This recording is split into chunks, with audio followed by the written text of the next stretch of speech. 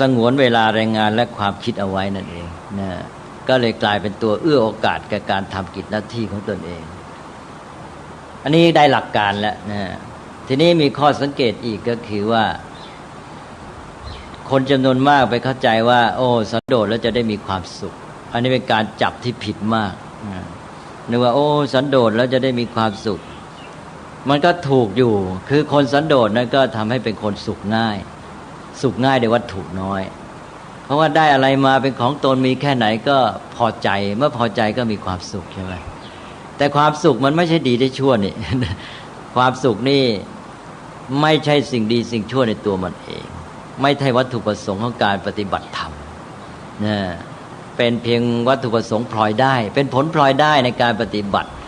นั้นมันไม่ใช่วัตถุประสงค์ของสันโดษจุดพลาดก็คือไปเข้าใจว่าโอ้สันโดษเพื่อความสุขก็เอาความสุขเป็นวัตถุประสงค์ของสันโดษไปเราพูดได้เลยว่าความสุขเป็นเพียงผลพลอยได้ของสันโดษแล้วมันเป็นตัวหนุนทำให้เราสามารถมา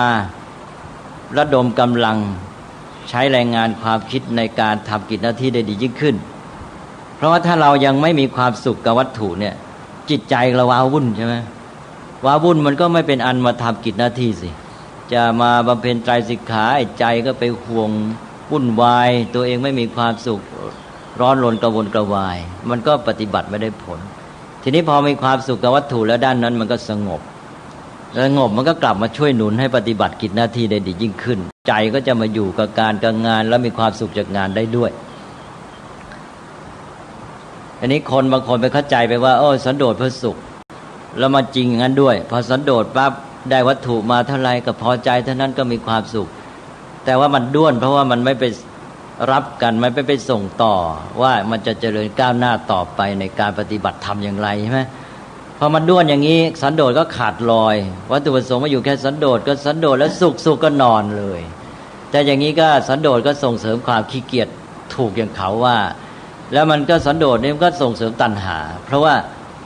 สันโดษแล้วเป็นไงจะได้สุขพอใจในความสุขอยากได้ความสุขอย่างนั้นตัณหานะมันใช่ดีนะก็ขี้เกียจก็คือตัณหานั่นแหละคนเรานี่ตัณหามันทำให้ร้อนรนกระวนกระวายวิ่งทะยานพล่านไปอย่างหนึ่งและอีกอย่างหนึ่งก็ทำให้ขี้เกียจคือตัณหามันทำให้มีสองแบบตัณหาแบบพล่านกับตัณหาแบบขี้เกียจมันสบายมันติดในความสุขมันไม่อยากทำอะไรมันอยากจะเสพมันก็ได้มีเสพเนี่ยมันสบายแล้วก็นอนเสพสบายขี้เกียจอีกอย่างหนึ่งก็คือพล่านมันยังไม่ได้ก็พล่านหาเสพแต่นี้มันไปทำอะไรมันก็ทุกข์ใช่ไหมมันเป็นเงื่อนไขมันก็จิตใจไม่สบายเพราะนั้นตัณหานี่กลายเป็นว่าขี้เกียจก็ตัณหาใช่ไหมพล่านไปก็ตัณหาเหมือนกันตัณหาทั้งคู่นะเพราะฉะนั้นคนที่สันโดษความสุขก็เป็นสันโดษแบบตัณหาไม่ใช่เป็นธรรมะที่แท้จริงไม่ถูกต้องทีนี้คนไทยเมื่อไม่เข้าใจเรื่องฉันทะก็เลยต่อไม่ได้ก็สันโดษมันนึกว่าข่มตัณหาไม่อยากได้วัตถุมากมายแต่กลายเป็นว่ามาสบายก็เลยสุขดีติดสุขอีกนะก็เลยลุ่มหลงในความสุขนั้นได้เพลินอย่างน้อยก็เป็นโมหะไปนะอันนี้ก็ว่าซะรุนแรงนะก็เป็นอันว่าไม่ดีผิดนั่นแหละดังนั้นสันโดษนี่ด้วนเพราะนั้นก็เลยเป็นเหตุให้เขาว่าได้ดังนั้นชาวพุทธก็จะต้องยอมรับตัวเองเหมือนกันว่าปฏิบัติไม่ถูกต้องหนึ่งแล้วนะไปเข้าใจว่าสันโดษเพื่อความสุขเอาสุขเป็นวัตถุประสงค์สันโดษต้องเข้าใจสันโดษเป็นเพียงผลพ่วงมาสันโดษเมื่อสันโดษแล้วมันก็สุขมาเองไม่ต้องไปคิดไม่ต้องไปพยายามมันได้มาเองเลยพอสันโดษปั๊บสุขในตัวหมายความสุขจากวัตถุมันได้ทันทีเมื่อเราสันโดษมันพอใจเท่านั้นแต่นี้ไอ้สุขตัวนี้ก็จะทำให้ตัดความกระวนกระวายด้านวัตถุแล้วมันต้องมาส่งต่อฉันทะให้ไปทำกิจหน้าที่ปรารถนาที่จะทำสิ่งที่ดีงามต่อไปใช่ไหมมันจะรับกันแล้วก็เลยมาต่อได้ไม่สันโดษเพราะไม่สันโดษในกุศลธรรมก็คือฉันทะมาแล้วนั้นสันโดษในวัตถุเสพก็มารับกันกับไม่สันโดษในกุศลธรรมคุมตัณหาปั๊บฉันทะก็มาต่อสันโดษก็สำเร็จความมุ่งหมายแล้วก็เป็นไปตามหลักการใหญ่ของพุทธศาสนาก็คือว่าธรรมะต่างๆในพุทธศาสนานี้อยู่ในระบบไตรสิกขา อันนี้ไม่มีใครปฏิเสธได้เมื่ออยู่ในระบบไตรสิกขาอยู่ในระบบของการฝึกฝนพัฒนามนุษย์ให้ก้าวต่อไปสู่จุดหมายสูงสุดชีวิตที่ดีงามพ้นจากความทุกข์ตราบใดที่ยังไม่ถึงจุดหมายนี้หยุดไม่ได้อย่างที่ว่าไปแล้วอันนี้ธรรมะทุกข้อเนี่ยอยู่ในระบบไตรสิกขาอยู่ในกระบวนการปฏิบัติก้าวไปในเมื่อมันอยู่ในกระบวนการที่จะก้าวไปในไตรสิกขาในการฝึกฝนพัฒนาตัวธรรมะข้อปฏิบัติแต่ละข้อเนี่ยจะต้องมีความสัมพันธ์กับข้ออื่นโดยส่งผลต่อกันอย่างไรไม่ใช่ด้วนๆไม่ใช่มีความหมายเฉพาะตัวมันแล้วก็จบถ้าธรรมะมีความหมายเฉพาะตัวข้อไหนข้อนั้นก็แสดงว่ามันไม่สัมพันธ์ในระบบมันไม่อยู่ในกระบวนการของไตรสิกขาก็แสดงว่าไม่ถูกหรือเข้าใจไม่ครบเพราะนั้นมันจะต้องต่อได้ว่าข้อปฏิบัติธรรมะข้อนี้มันส่งผลต่อไปอย่างไรให้เราคืบหน้าไปในไตรสิกขาเพราะฉะนั้นเราต้องดูว่าสันโดษนี่มันส่งผลต่ออย่างไรถ้าอย่างนี้ชัดเลยใช่ไหมพอสันโดษปั๊บสงวนเวลารายงานและความคิดไว้แล้วเอาเวลารายงานและความคิดนี้ไปใช้ในการบำเพ็ญกุศลธรรมทำสิ่งที่ดีงามต่อได้แหละอย่างนี้ต่อในไตรสิกขาได้เลยมันก็หนุนกันไปต่อก็ไม่สันโดษในกุศลธรรมก็ได้ใช่ไหมต่อกับความเพียรก็ได้ไปได้หมดเป็นตัวเอื้อโอกาสนั่นเองก็เป็นธรรมะเบื้องต้นในระดับการสร้างโอกาสในการที่จะเจริญก้าวหน้าในการปฏิบัติหรือในการดำเนินชีวิตที่ดีหรือในการศึกษานั่นเองนี่ก็คือหลักการไตรสิกขาซึ่งใช้ได้ทั่วไปเช่นเรื่องสมาธิก็เช่นเดียวกันทำไมสมาธิที่ผิดสมาธิผิดเพราะอะไรเพราะว่าไปกล่อมก็จบในตัวเองใช่ไหมได้ความสุขแล้วหยุดทีนี้สมาธิที่มันถูกต้องมันอยู่ในไตรสิกขามันต้องส่งผลต่อสมาธิเป็นตัวเอื้อให้แก่อะไรเช่นทำให้จิตเหมาะพร้อมที่จะทำงานแล้วเอาจิตไปทำงานในการใช้ปัญญาอย่างนี้เป็นต้นนะสมาธิก็ส่งผลต่อปัญญาอย่างนี้เรียกว่าปฏิบัติถูกเพราะว่ามันมีการส่งผลต่อกันในระบบไตรสิกขาให้ก้าวหน้าไปได้ไม่ใช่ทำให้หยุดถ้าธรรมะข้อไหนยังอยู่ในระหว่างปฏิบัติได้ทำให้หยุดด้วนเลยแสดงว่าพลาดแหละนี่ก็เป็นหลักวินิจฉัยทั่วไปที่ใช้ได้ในข้ออื่นๆด้วยไม่เฉพาะข้อไตรสิกขาเอานี้คิดว่าหลักการนี้ได้แล้วนะฮะนี่ว่าเมื่อคนฉันทะอยากจะทำสิ่งที่ดีงามเราพูดไปแล้วก็เป็นอันว่าไม่มีปัญหาการพัฒนาสร้างสรรค์ต้องอาศัยแบบนี้แหละถ้าไปอาศัยตัณหาก็พลาดเลยคนเราก็อยากจะได้วัตถุเสพเห็นแก่ตัวแย่งชิงกันแล้วไม่อยากทำการทำงานสังคมก็ปั่นป่วนเรรวนแล้วก็ผุโทรมไปหมดมาดูในแง่ของพระสงฆ์บ้างขอชาวบ้านบ้างคฤหัสถ์นะฮะคฤหัสถ์นี่เราเอาคติเรื่องสันโดษมาใช้ได้เพราะว่าสาระสำคัญมันอยู่ที่ว่า1สันโดษในวัตถุเสพใช่ไหมและไม่สันโดษในกุศลธรรม2สันโดษเพื่อสงวนออมเวลารายงานและความคิดแล้วเอาเวลารายงานและความคิดนั้นไปทุ่มเทให้แก่การทำสิ่งที่ดีงามแค่นี้ใช้ได้แหละอันนี้ผลพลอยได้ก็คือคนสันโดษก็มีความสุขง่ายในวัตถุน้อยใช่ไหมเมื่อสุขง่ายในวัตถุน้อยก็เป็นหนุนอีกว่าทำให้ไม่มัวมาฟุ้งซ่านจิตใจไม่มาว้าวุ่นกับเรื่องการหาความสุขทางวัตถุเพราะมันพอแล้วมันก็ไปตั้งใจแล้วก็มีความสุขในการทำงานนี้เรามาดูคนที่ไม่สันโดษจะเกิดผลอะไรบ้างคนไม่สันโดษนะสันโดษและคนไม่สันโดษก็คือคนที่ไม่พอใจได้ว่าสิ่งที่ตนมีอยู่แล้วความสุขไปอยู่กับสิ่งที่ยังไม่มีไม่ได้นะเมื่อความสุขไปอยู่กับสิ่งที่ยังไม่มีไม่ได้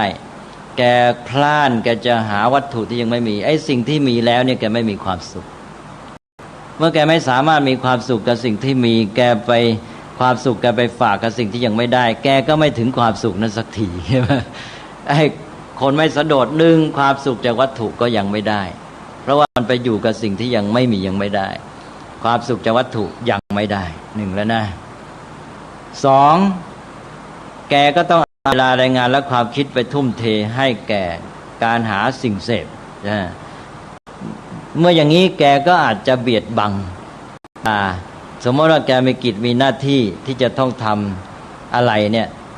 แกก็ไม่เป็นอันทำแล้วใจแกก็ไม่อยู่กับงานการหน้าที่แล้วแกก็ไปอยู่กับว่าจะหาสิ่งเสพอย่างไร อันนี้แกก็อาจจะเบียดบังเวลาแรงงานเอาไปใช่ไหมทุจริตทีนี้บางทีก็ไม่ใช่เบียดบังเฉพาะเวลาและแรงงานด้วยบางทีว่าสิ่งเสพนั้นต้องซื้อมาหามาด้วยเงินเงินไม่พออีกก็เบียดบังอาจจะทุจริตเรื่องเงินเรื่องทองอีกทุจริตเพื่อเอาทรัพย์ไปซื้อสิ่งเสพเนี่ยเกิดการทุจริตหมุนโลภะเข้าไปนี้สามก็คือว่าเพราะความสุขแกอยู่กับวัตถุที่ยังไม่ได้ไอ้ที่การงานนี่มันทำให้แกต้องขาดความสุขที่แกต้องการเพราะนั้นการทำงานคือความเดือดร้อนเป็นทุกข์ใช่ไหมเพราะฉะนั้นคนไม่สันโดษจะทำงานด้วยความทุกข์เป็นอย่างยิ่งทรมานใจเวลาทำงานนี่ไม่ตั้งใจทำงานงานก็เสียอีกใช่ไหมก็เสียไปหมดเลยชีวิตตัวเองก็ไม่มีความสุขยังมีผลเสียต่อสังคมงานการเสียหมดนั่นไม่ตั้งใจทำการทำงานทีนี้เราไปดูคนที่สันโดษส่วนสันโดษก็ตรงข้ามหนึ่ง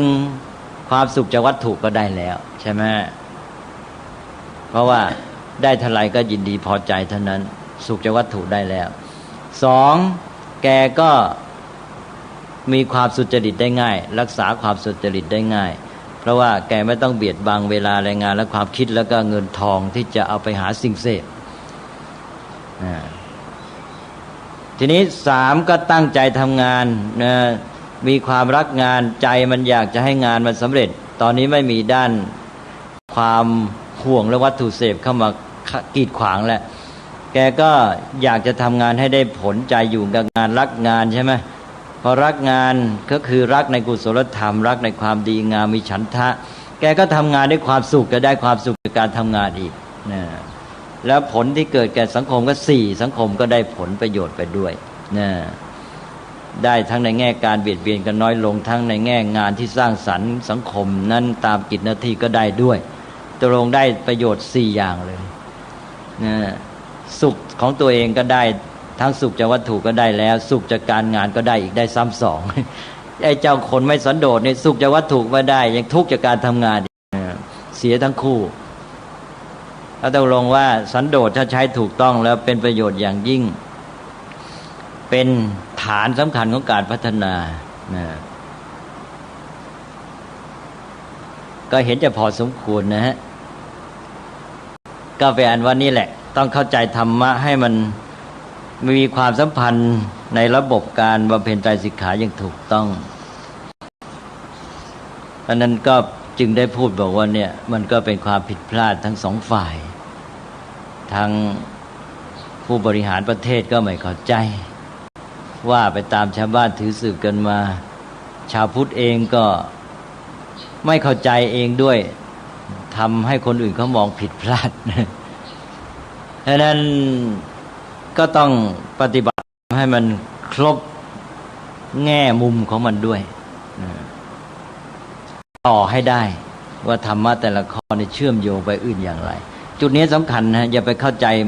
ความหมายของธรรมะข้อนั้นอย่างเดียวความหมายนี่จะชัดต่อเมื่อไปโยงกับระบบว่าธรรมะข้อนี้อยู่ตำแหน่งไหนในระบบไตรสิกขาใช่ไหมแล้วมันมีความสัมพันธ์ส่งผลต่ออันอื่นอย่างไรถ้าจับอันนี้ไม่ได้เลยก็ยังไม่ชื่อว่าเข้าใจธรรมะถ้าอยู่ในสังคมอยู่ในระบบประชาธิปไตยหรือว่าระบบอะไรก็ตามเนี่ยเราก็ต้องเข้าใจความสัมพันธ์ของเรื่องนั้นๆในระบบของมันด้วยใช่ไหมจึงจะมีความชัดเจนอาจารย์ครับคือความต้องการเนี่ยคิดถึงสิ่งที่ยังไม่ได้ไม่มีแล้วเป็นความต้องการแล้วถูกเสพมาสนองความต้องการของตนเนี่ยขึ้นอยู่กับการที่ได้รับการอบรมสั่งสอนมาหรือว่าเกิดจากสาเหตุใดมีทางแก้ที่จะลดละก็ค่อยๆฝึกไปถ้าเราไปสร้างในหมวดฉันทะมากขึ้นใช่ไหมไอ้ด้านนี้มันก็จะเบาลงเองเราไปสร้างความใฝ่รู้อยากทำโน่นทำนี่เราเกิดมีงานความสิทธิที่ดีงามเห็นได้ปัญญาว่าดีใช่ไหมเราก็จะอยากทำมันเพราะอยากทำมันจะมีความสุขจากการทำนี้แล้วมันเพลินไปเองมันจะสุขแล้วเลยลืมเสพเบาลงไปในการศึกษาอบรมแน่นอนเลยเริ่มตั้งแต่อิทธิพลทางวัฒนธรรมอิทธิพลวิถีชีวิตในสังคมอย่างสังคมปัจจุบันเนี่ยอยู่ใต้ครอบงำของค่านิยมบริโภคแน่นอนว่าคนที่เกิดในสังคมอย่างนี้จะต้องมีนิสัยอยากเสพคิดแต่ทำไงจะหาได้หามาเสพใช่ไหม เหมือนอย่างนักเรียนนักศึกษาเข้ามหาวิทยาลัยก็ไปพูดกันคุยกันว่าเมื่อเราเรียนจบแล้วเนี่ยเราจะเอาอย่างนั้นก่อนนะผมจะต้องเอารถเบนซ์ก่อนคนนั้นบอกว่าจะต้องเอายี่ห้อนั้นก่อนใช่ไหมจะต้องสร้างบ้านสวยๆอย่างดีมีอย่างนั้นนี่มันก็เรื่องเสพเท่านั้นใช่ไหมมันคิดถึงแต่ตัวแล้วจะเอาท่าเดียวแหละมันใช่สิจะเพิ่งเล่าเรียนเท่านั้นแหละครับคิดแล้วมาพูดกันแต่เรื่องเหล่านี้แทนที่จะคิดว่าเราจะตั้งใจเรียนยังไงให้มันได้ผลดีใช่ไหมแล้วก็จะไปสร้างสรรค์ยังไงไปช่วยแก้ปัญหาสังคมยังไงไม่พูดเป็นจริงไหมเนี่ยเป็นอย่างนี้มากนะเดี๋ยวนี้เพราะฉะนั้นการเรียนการทำงานเดี๋ยวนี้มันเป้าหมายมันไปอยู่ที่ผลประโยชน์หมดเลยสมัยก่อนก็ไปอยู่ที่อำนาจความเป็นใหญ่เป็นโตแต่ตอนนี้อาจจะเอาทั้งคู่ก็ได้นะเอาทั้งทรัพย์ทั้งอำนาจเลยไหนทั้งร่ำรวยและยิ่งใหญ่เลยนี่ก็วิถีของสังคมสภาพสังคมก็ครอบงำเราหล่อหลอมจิตใจเราทีนี้ถ้าในบ้านในครอบครัวไม่รู้ทันก็หนุนอีกก็ยิ่งไปกันใหญ่เลยนี่ถ้าในบ้านในครอบครัวนี้รู้ทันใช่ไหมก็จะพัฒนาในด้านฉันทะความใฝ่รู้ใฝ่สร้างสรรค์ไปก็จะมาสร้างดุลขึ้นมาได้ทีนี้ถ้าหากว่าในบ้านในครอบครัวก็ยังไม่ได้ก็ต้องมาฝึกตัวเองแหละคล้ายๆว่าเกิดความเข้าใจเรื่องอย่างนี้เมื่อไหร่ก็มาแก้ไขพยายามพัฒนาไปทั้งผู้หลักผู้ใหญ่ทั้งในบ้านเมืองแล้วก็ทั้งในครอบครัวก็หลงทางให้ศีลให้พรก็ขอให้ร่ำรวยเงินมีทองไม่ได้บอกให้คนดีมีศีลธรรมนั่นก็อย่างนี้แหละก็คือถูกสภาพสังคมปัจจุบันหล่อหลอมเอามันเป็นกระแสสังคมทั้งหมดแล้วนะเวลา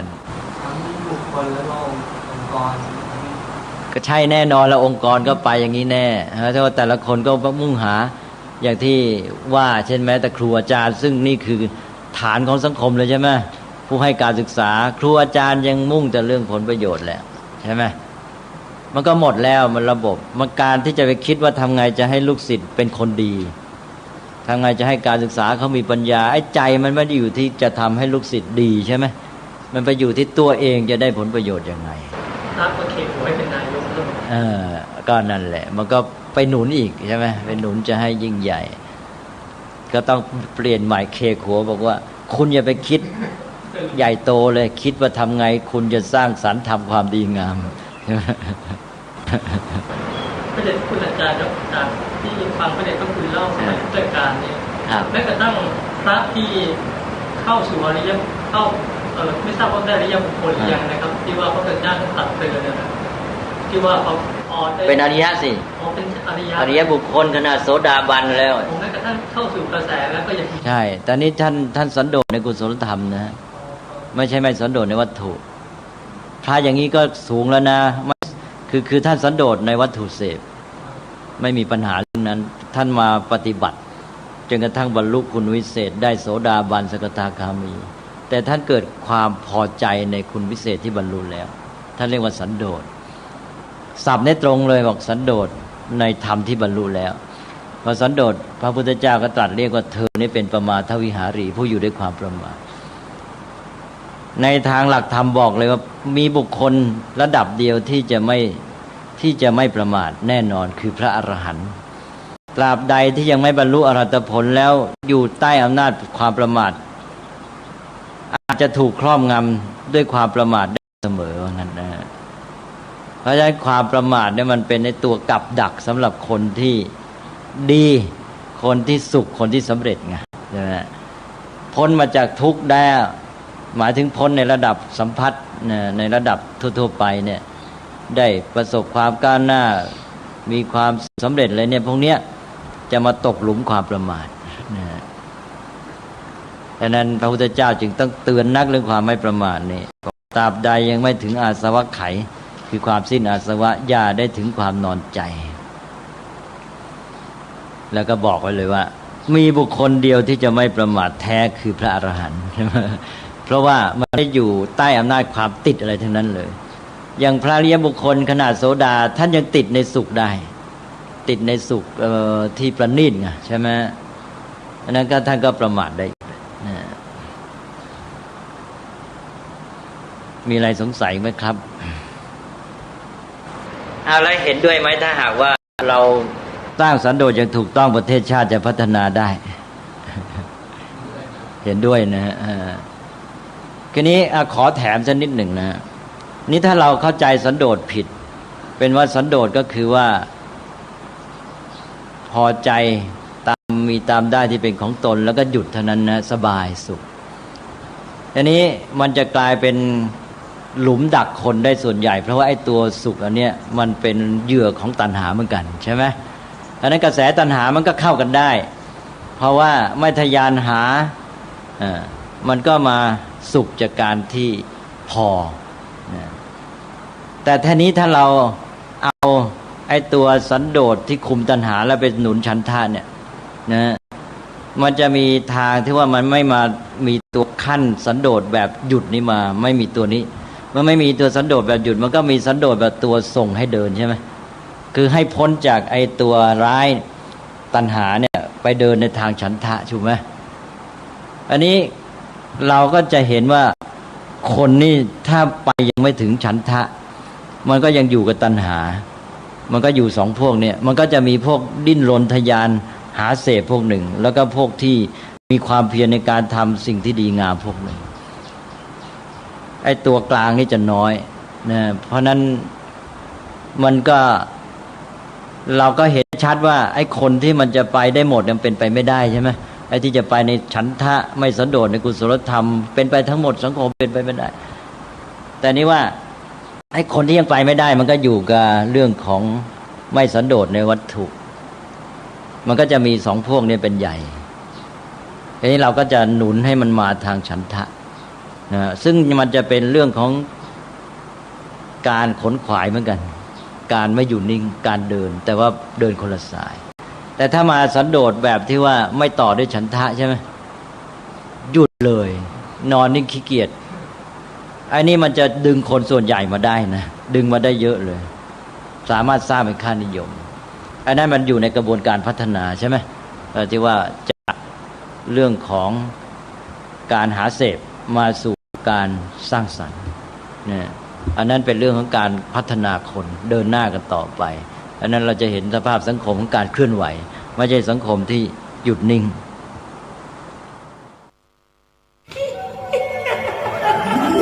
กระจกวิเศษจงบอกข้าเถิดใครงามเลิศในปัทภีก็พระนางน่ะสิราชินีผู้เลอโฉมดูสิตั้งแต่ท่านพาชาวประชางดเผาป่าและขยะในครัวเรือนชาวไร่ชาวนาก็งดเผาตอสั่งข้าวฟางข้าวหันไปไถกลบทำปุ๋ยหมักแปรรูปเป็นอาหารสัตว์หรือเอาไปอัดเป็นก้อนแทนอากาศก็ดีไม่มีฝุ่น PM 2.5 คอยกวนใจหน้าตาท่านก็สดใสผิวพรรณผุดผ่องเป็นที่สุดพะยะค่ะ ต้องแบบนี้สิเจ้าพูดถูกใจข้ายิ่งนักเพราะทุกการเผานั่นคือการสะสมฝุ่นแต่ถ้าทุกคนร่วมใจกันหยุดเผาเราก็จะมีแต่อากาศบริสุทธิ์ไว้หายใจห่างไกลมะเร็งปอดสุขภาพก็ดีมันคือที่สุดแล้วราชินีจงเป็นอมตะราชินีจงเป็นอมตะข้าขอบูชาท่านพะยะค่ะไปเอาธูปมาแต่ไม่ต้องนะเดี๋ยวนี้ข้าเปลี่ยนมาใช้ธูปไฟฟ้าแล้วมันจึ้งมากไม่มีฝุ่นเลย wow. คุณภาพอากาศดีด้วยการร่วมมือของทุกภาคส่วนปรารถนาดีจากสำนักงานประชาสัมพันธ์ที่ 3 กรมประชาสัมพันธ์ซีดีธรรมบรรยายชุดตามพระใหม่ไปเรียนธรรมโดยพระพรหมคุณาภรณ์ปอ.ประยุตโตวัดยานเวศกวันตำบลบางกระทึกอำเภอสามพรานจังหวัดนครปฐมบรรยายแก่พระนวกะรุ่นพรรษา 2539 ตอนที่ 23 เรื่องอิทธิบาท 4อย่าดีแต่รู้จักชื่อต้องรู้เข้าใจเอาไปใช้ให้ได้ด้วยคุยกันต่อวันนี้จะพูดเรื่องธรรมะง่ายๆที่ได้ยินได้ฟังกันบ่อยมากคิดว่าทุกท่านคงรู้จักนะแล้วก็อาจจะได้อ่านพบแม้แต่ที่เป็นหนังสือที่ผมอธิบายเองก็คือเรื่องอิทธิบาท 4ที่เอามาพูดในวันนี้ก็เพราะว่า ไปเกี่ยวข้องกับเรื่องเราพูดมาแล้ว คือเรื่องตัณหาและก็ฉันทะนะก็เลยยกเอามาต่อมาด้วยถือว่าเป็นเรื่องสืบเนื่องนี่อิทธิบาทสี่นี่อย่างที่บอกเมื่อกี้ว่าเข้าใจว่าทุกท่านเนี่ยเคยได้ยินหรือได้รู้จักถ้าหากว่าเห็นเป็นเรื่องง่ายก็ถือเป็นการทบทวนนะก็มาไล่กันตั้งแต่ความหมายของคำว่าอิทธิบาทสี่แล้วก็มาดูหัวข้อทั้งสี่อิทธิบาทนี่ทุกท่านคงแปลได้มั้งแปลว่าอะไร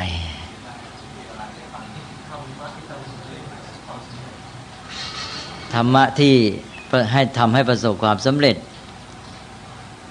หรือว่าธรรมะที่ให้ถึงความสำเร็จก็มาจากคำว่าอิทธิบวกกับคำว่าบาทบาทหรือบาลีว่าปาทะบาทหรือปาทะก็แปลว่าเท้านี่แหละนะเท้ามันเป็นยังไงเท้าก็พาเราให้ไปถึงที่หมายสิใช่ไหมดังนั้นคำว่าเท้านี้ก็แปลว่าให้ถึงเพราะนั้นศัพท์บาลีตัวนี้ที่เราแปลว่าเท้าเท้าเนี่ยมีความหมายในตัวเองอวัยวะที่ทำให้เราไปถึงที่หมายทีนี้ในที่นี้มีคำว่าอิทธินำหน้าก็แปลว่าให้ถึงความสำเร็จก็คือให้บรรลุความสำเร็จหรือทางแห่งความสำเร็จว่าเครื่องให้ถึงความสำเร็จไอ้คำว่าเครื่องให้ถึงนี่ถ้ามองในแง่ของสิ่งที่เราอาศัยเพื่อจะไปถึงความสำเร็จนั่นก็คือทางเพราะฉะนั้นก็เลยแปลอย่างว่าทางแห่งความสำเร็จแต่ว่าคำว่าความสำเร็จนี้ก็ได้แก่คำว่าอิทธิซึ่งอิทธินั้นเรามักจะแปลกันว่าฤทธิ์เพราะคำว่าอิทธิคือคำภาษาบาลีตรงกับสันสกฤตว่าฤทธิ์แต่เวลาใช้เป็นภาษาไทยแล้วคำว่าฤทธิ์นี่ก็จะนึกไปถึงเรื่องเหาะเหินเดินอากาศทันทีอันนี้ในภาษาบาลีนั้นหรือภาษาสันสกฤตเองฤทธิ์นี่ก็คือความสำเร็จทีนี้ความสำเร็จที่ถือว่าเก่งจริงๆก็คือที่เหาะเหินเดินอากาศได้อย่างนี้ถือว่าความสำเร็จที่สูงมากก็เลยเอาไปใช้ในแง่ของการที่มีความสามารถทำอะไรเป็นอัศจรรย์แต่เอาความกว้างๆว่าความสำเร็จเพราะฉะนั้นอิทธิบาทก็แปลว่าทางแห่งความสำเร็จหรือทำเครื่องให้ถึงความสำเร็จจะแปลเป็นฤทธิ์ด้วยก็รวมอยู่ในนี้เสร็จนะทีนี้ความสำเร็จนี้ก็อาจจะ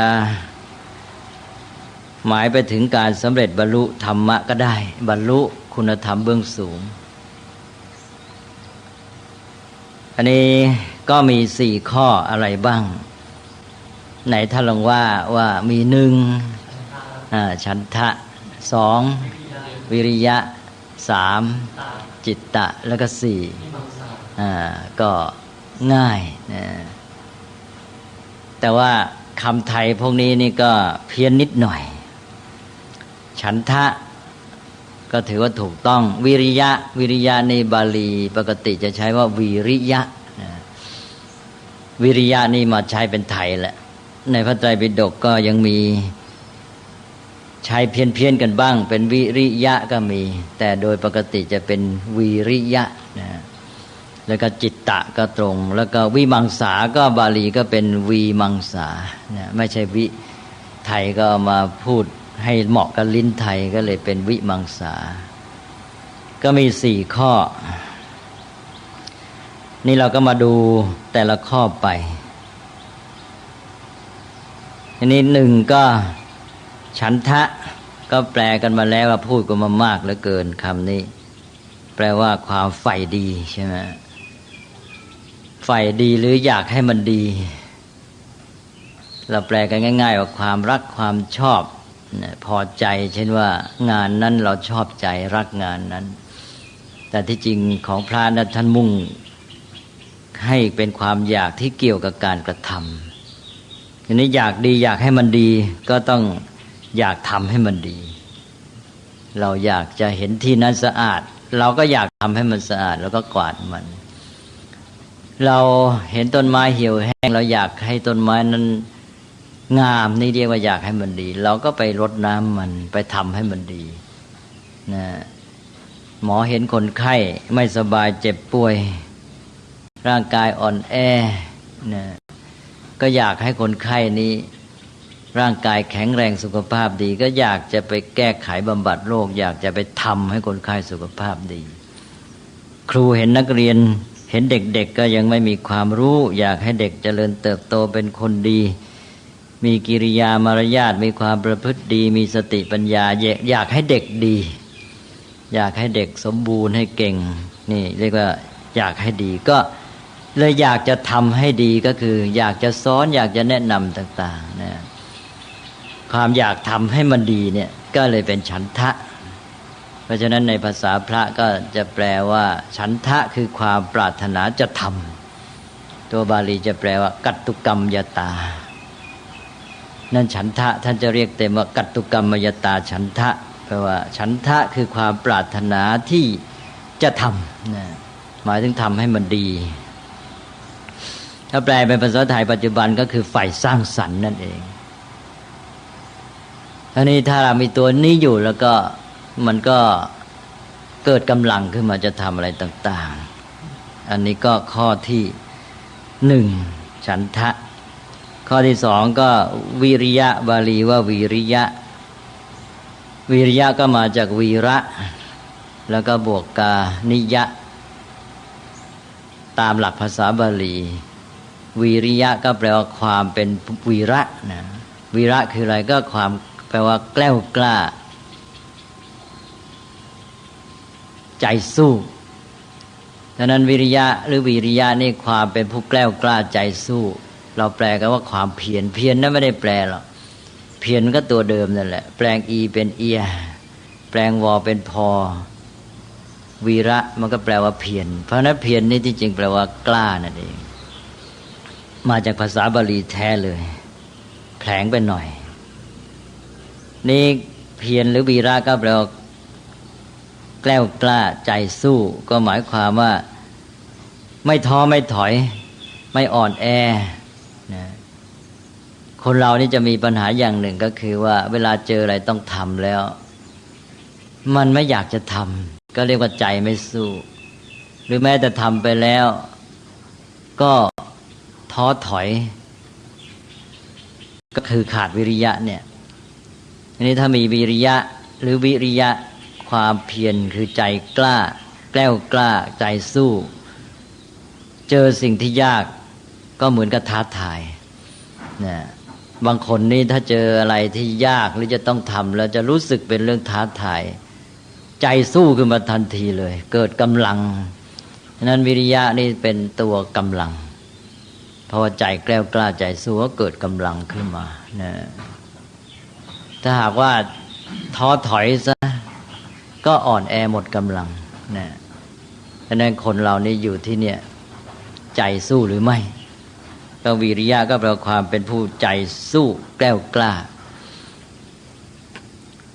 อยากจะเอาชนะทำให้สำเร็จนะชนะงานนะไม่ใช่ชนะคนนะชนะงานทำให้สำเร็จนะเห็นงานเป็นสิ่งท้าทายเห็นอะไรที่จะต้องทำนี่มันท้าทายความสามารถต่อไปก็จิตตะจิตตะนี่ก็ความมีใจจดจ่อจิตตะก็ตัวจิตนี่แหละจิตก็ไปอยู่กับสิ่งนั้นจิตไปอยู่กับสิ่งนั้นก็ใจจดจ่อใจจดจ่อเหมือนคนที่ว่าเห็นความสำคัญของสิ่งนั้นจนกระทั่งใจนี่ไม่ไปคิดถึงเรื่องอื่นเลยยกตัวอย่างบ่อยๆก็เหมือนอย่างคนกู้ระเบิดนะคนที่จะกู้ระเบิดนี่จะเห็นความสำคัญของเรื่องของระเบิดเนี่ยจนกระทั่งใจไม่ไปเรื่องอื่นเลยนะใจอยู่กับเรื่องของการที่จะแก้ไขเรื่องลูกระเบิดนี้ไม่ให้ระเบิดเลยเนี่ยนะเห็นความสำคัญอย่างยิ่งนี่ใจจดจ่อแบบนี้เรียกว่าจิตตะต่อไปก็คำสุดท้ายวิมังสาหรือไทยว่าวิมังสาแปลว่าการทดลองทดสอบเจออะไรก็อยากจะทดสอบ ดูว่ามันเป็นยังไงอยากจะรู้ความจริงของมันนะว่าทำอย่างนี้จะเกิดผลยังไงทำอย่างนั้นจะเกิดผลยังไงแบบนี้เป็นนักทดลองใช่ไหมนักทดลองนี่ก็ทำให้ทำเหมือนกันใช่ไหมนะนี่เป็นเรื่องของเกี่ยวกับปัญญามันโยงไปหาปัญญาเลยเพราะว่าจะต้องใช้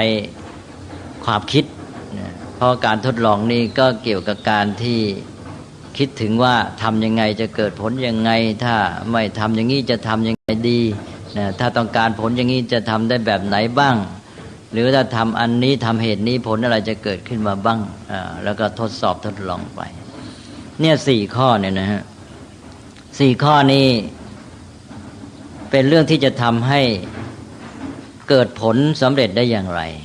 จุดสำคัญก็คือว่ามันทำให้เกิดสมาธิใจมันแน่วแน่นะเพราะฉะนั้นพระพุทธเจ้าจะตรัสถึงสมาธิ4 ประเภทเวลาตรัสถึงอิทธิบาทนี่ในหมวดธรรมนี่จะตรัสเรื่องอิทธิบาทไปควบคู่กับเรื่องสมาธิแล้วก็เรียกชื่อสมาธิตามหลักอิทธิบาท4เรียกว่าฉันทสมาธิแปลว่าสมาธิที่เกิดจากฉันทะวิริยะสมาธิสมาธิที่เกิดจากวิริยะหรือความเพียรแล้วจิตตสมาธิสมาธิที่เกิดจากจิตตะแล้วก็วิมังสาสมาธิสมาธิที่เกิดจากวิมังสาการที่จะสำเร็จเนี่ยจุดสำคัญก็คือมันเกิดสมาธิใจมันแน่วแน่ตั้งมั่นเกิดกำลังแล้วมันไม่พร่าไม่กระจัดกระจายมันรวมนะนั่นก็เป็นตัวสำคัญในการทำให้สำเร็จเท่ากับว่าอิทธิบาท4นี่สร้างความสำเร็จโดยผ่านสมาธิก็เลยกลายไปว่าเรื่องอิทธิบาทนี่เป็นสัมพันธ์กับเรื่องสมาธินี่ทั้ง4 ข้อนี่ทั้งมีความสัมพันธ์กันส่งผลต่อกันสืบเนื่องและทั้งในแง่ที่ว่าแต่ละอย่างก็สามารถส่งผลของมันเองได้คนเรานี่ชอบอะไรสิ่งที่จะทำนั้นเราชอบใจก็เข้ามาเกิดความสนใจอยู่กับสิ่งนั้นได้ถ้าไปทำสิ่งที่ไม่ชอบใจมันก็ดิ้นมันก็หนีมันจะออกไปเรื่องอื่นๆเรื่อยสมาธิก็เกิดยากเพราะฉะนั้นคนที่ทำสิ่งที่ตัวรักตัวชอบนี่ก็เกิดสมาธิง่ายเพราะฉะนั้นฉันทะจึงเป็นตัวปัจจัยหรือเป็นตัวธรรมะที่ช่วยให้เกิดสมาธิเพราะฉะนั้นตัวแรกตัวสามัญเลยก็คือชอบอยากจะทำมันต้องการให้บรรลุจุดหมายของสิ่งนั้นอันนี้จะทำให้เกิดสมาธิได้เพราะฉะนั้นวิธีทำให้เกิดสมาธิโดยวิธีธรรมชาติก็อาศัยอิทธิบาท4เนี่ยอันแรกกันง่ายที่สุดก็คือให้เขาทำสิ่งที่เขาอยากจะทำใช่ไหมแต่ว่าให้เป็นสิ่งที่ดีเนี่ยให้เขาต้องการจุดมุ่งหมายของมันเห็นคุณค่าเห็นประโยชน์ของสิ่งที่ทำนั้นคือถ้าเพียงแต่ชอบเนี่ยมันก็ยังไม่ค่อยชัดเท่าไหร่แต่ถ้าเขาพอใจอยากจะได้บรรลุจุดหมายของมันเห็นว่าโอ้สิ่งนี้ดีเราต้องการให้เกิดผลสำเร็จอย่างที่ว่าหมอเห็นคนไข้แล้วอยากให้คนไข้มีสุขภาพดีนี่คือหมอมีจุดหมายแล้วเพราะอยากให้คนไข้มีสุขภาพดีนี่คืออยากในจุดหมายที่ดีงามใช่ไหมที่ว่าอยากให้มันดีคราวนี้แกก็อยากจะรักษาคนไข้ใช่ไหมมาเองนั้นให้อยากในจุดหมายที่ดีงามก็จะได้เข้าข้อฉันทะนี้ทำให้เกิดสมาธิใจจะมุ่งเลยอันนี้ก็1ละนี่2ก็คือวิริยะนี่ก็ถ้าเราไปทำอะไรสมมติว่าเราเกิดไม่ชอบแต่ถ้ามันเกิดความรู้สึกขึ้นมาว่ามันท้าทายเราท้าทายความสามารถอยากจะเอาชนะอยากจะทำให้สำเร็จขึ้นมาใจสู้พอใจสู้แล้วเกิดสมาธิเหมือนกันใจจะอยู่กับสิ่งนั้นได้ก็จิตตะก็เหมือนกันน่ะลองเราเห็นความสำคัญของสิ่งใดใจมันก็มาอยู่กับสิ่งนั้นอย่างข้อวิริยะเมื่อกี้นี่เธอบอกว่าใจสู้เนี่ยทั้งสิ่งนั้นเราไม่ได้ชอบก็ได้ใช่ไหมบางทีเราไม่ได้ชอบไม่ได้รักมันแต่ว่าพอเกิดใจสู้เห็นมันท้าทายความสามารถก็เอาเหมือนกันในทีนี้ข้อ3ก็ทั้งที่ไม่ได้ชอบ แต่ว่ามันเห็นความสำคัญอย่างที่ว่าคนไปกู้ระเบิดที่ยกตัวอย่างใครไปชอบลูกระเบิดมั้งใช่ไหมแล้วเสร็จแล้วเป็นไงใจเป็นสมาธิได้ใช่ไหมเพราะอะไรเพราะเห็นความสำคัญฉะนั้นนี่ก็สำคัญนี่ก็เรื่องใหญ่เรื่องจิตตะส่วนข้อที่สี่ก็วิมังสาเมื่ออยากทดลองอยากจะรู้ว่ามันจะเป็นยังไงนี่เป็นเรื่องทางปัญญาเป็นเรื่องการทดสอบในความอยากเห็นว่ามันเป็นยังไงอยากทดลองทดสอบมันก็ทำให้เกิดใจแน่วแน่เป็นสมาธิเพราะฉะนั้นแต่ละข้อเนี่ยมันเป็นตัวทำให้เกิดสมาธิได้ทั้งนั้นเพราะฉะนั้นพระพุทธเจ้าจึงตรัสว่าตัวไหนก็ได้มันทำให้เกิดสมาธิได้ทั้งนั้นนั้นสมาธิเกิดจากตัวไหนก็เรียกชื่อโดยเอาตัวนั้นนำอย่างที่บอกว่าสมาธิเกิดจากฉันทะก็เรียกว่าฉันทะสมาธิสมาธิเกิดจากวิริยะก็เรียกวิริยะสมาธิสมาธิเกิดจากจิตตะเรียกจิตตสมาธิสมาธิเกิดจากวิมังสาเรียกว่าวิมังสาสมาธินะแต่ว่าสี่ข้อนี้นั้นมันส่งผลกันด้วยแม้แต่เริ่มจากอันใดอันหนึ่งก็มีทางทำให้อันอื่นตามมาโดยทั่วไปเราจะเริ่มจากข้อแรกนะข้อแรกนี้จะเป็นพื้นว่าจะให้เขาทำอะไรก็ให้เขาทำสิ่งที่เขาชอบถ้าเขายังไม่ชอบเราก็หาทางปลุกใจหรือว่าพูดจาหวานล้อมอย่างว่าคนที่จะรักพอใจทำสิ่งนั้นนี่เขาเห็นคุณค่าเห็นประโยชน์พอเห็นคุณค่าเห็นประโยชน์ของมันแล้วสิ่งนี้ดีอย่างนั้นอย่างนี้อะไรเนี่ยนะก็ทำให้เกิดความรักความอยากจะทำเหมือนอย่างกับเด็กเนี่ยถ้าหากว่าแกไม่อยากกวาดบ้านเราก็ต้องหาทางให้เห็นแกให้เห็นคุณค่าของความสะอาดให้รักความสะอาดขึ้นมาถ้าเมื่อไรเห็นคุณค่าเห็นประโยชน์ความดีของความสะอาดซึ่งครูอาจารย์พ่อแม่ก็อาจจะต้องพูดให้เห็นว่าความสะอาดมันดียังไงอะไรต่างๆพอเด็กเกิดความรักความสะอาดขึ้นมาหรือว่าพ่อแม่ก็ไม่ใช่ว่าไปพูดอย่างเดียวอาจจะกวาดให้เด็กเห็นทำความสะอาดได้ให้เด็กดูว่านี่เห็นไหมสะอาดแล้วมันดียังไงนะเด็กมันก็มีอยู่แล้วความใฝ่ดีอย่างที่เคยยกตัวอย่างว่าเขามีมือเขาก็อยากให้มือของเขานี่สวยงามสะอาดเรียบร้อยนะร่างกายของเขาหน้าตาเขาก็อยากจะให้เรียบร้อยสวยงามสดใสสมบูรณ์อันนี้ความใฝ่ดีปรารถนาอยากจะให้มันดีอันนี้มันมีอยู่แต่ว่าอย่าให้เด็กนี่เบนไปทางเรื่องอื่นซะรู้จักใช้เป็นประโยชน์ก็ให้มันขยายออกไปขยายความใฝ่ดีนี้ออกไปสู่สิ่งต่างๆอย่างที่เคยพูดว่าไปนั่งที่ไหนก็อยากให้ที่นั้นมันเรียบร้อยสะอาดนะอยากไปเจออะไรเกี่ยวข้องกับอะไรก็อยากให้มันดีพอขยายความใฝ่ดีนี้ออกไปแล้วก็ฉันทะก็ตามมามันก็อยากทำให้มันดีเด็กก็จะเกิดฉันทะขึ้นมาซึ่งจะตรงข้ามกับเรื่องของฝ่ายตัณหาที่ว่าเจออะไรก็อยากจะได้อยากจะเสพเนี่ยมุ่งหาแต่อาหารอร่อยอะไรแต่อะไรเด็กจะไปอย่างนั้นจนกระทั่งว่าบดบังด้านฉันทะไปหมดเด็กก็อยากกินอาหารอร่อยอีกด้านหนึ่งก็อยากให้จานสะอาด ถ้าอยากให้จานสะอาดก็เป็นฉันทะใช่ไหมเจออะไรก็อยากให้มันดีให้มันเรียบร้อยล้างจานก็ล้างให้มันสะอาดนี่ต้องสร้างเหมือนกันทีนี้เราไปกระตุ้นฝ่ายตัณหาซะมากแม้แต่พ่อแม่ก็เลยทำให้เด็กนี่ไม่พัฒนาฉันทะไม่เกิดนั่นก็ควรจะจับจุดให้ได้ก็พัฒนาจากฐานที่เด็กมีเข้าอยู่แล้วในตัวนี่แหละให้ออกไปขยายไปในสิ่งต่างๆนั่นก็ทำให้เห็นคุณค่าเห็นประโยชน์แล้วก็จะอยากทำให้มันดีเกิดฉันทะพอเกิดฉันทะแล้วมันจะเกิดความเพียรขึ้นมาได้ง่ายใช่ไหมเหมือนกับว่าฉันทะนี่มาช่วยต่อไปข้ออื่นข้อสองความเพียรก็มาพอมีความเพียรต่อไปความมีใจจดจ่อก็ตามมาแม้จะไม่แรงนักก็มีขึ้นแล้วถ้าเรารู้จักแนะนิดหน่อยมันก็เกิดวิมังสาขึ้นมาอยากจะเห็นว่าเราทดลองวิธีนี้มันสะอาดเท่านี้ถ้าทดลองวิธีโน้นมันจะสะอาดกว่าไหมอะไรต่างๆนะส สมาธิมันก็มาตามด้วยตลอดในทุกข้อแต่ว่า4ข้อนี้เท่ากับว่ามาช่วยเกื้อหนุนกันโดยเฉพาะข้อ1นำไปสู่ข้อ2ข้อ3ข้อ4แต่ก็ไม่จำเป็นนะอย่างที่บอกแล้วว่าอาจจะเริ่มจากข้อไหนก็ได้ซึ่งขึ้นต่อพื้นนิสัยของแต่ละคนเด็กบางคนนี่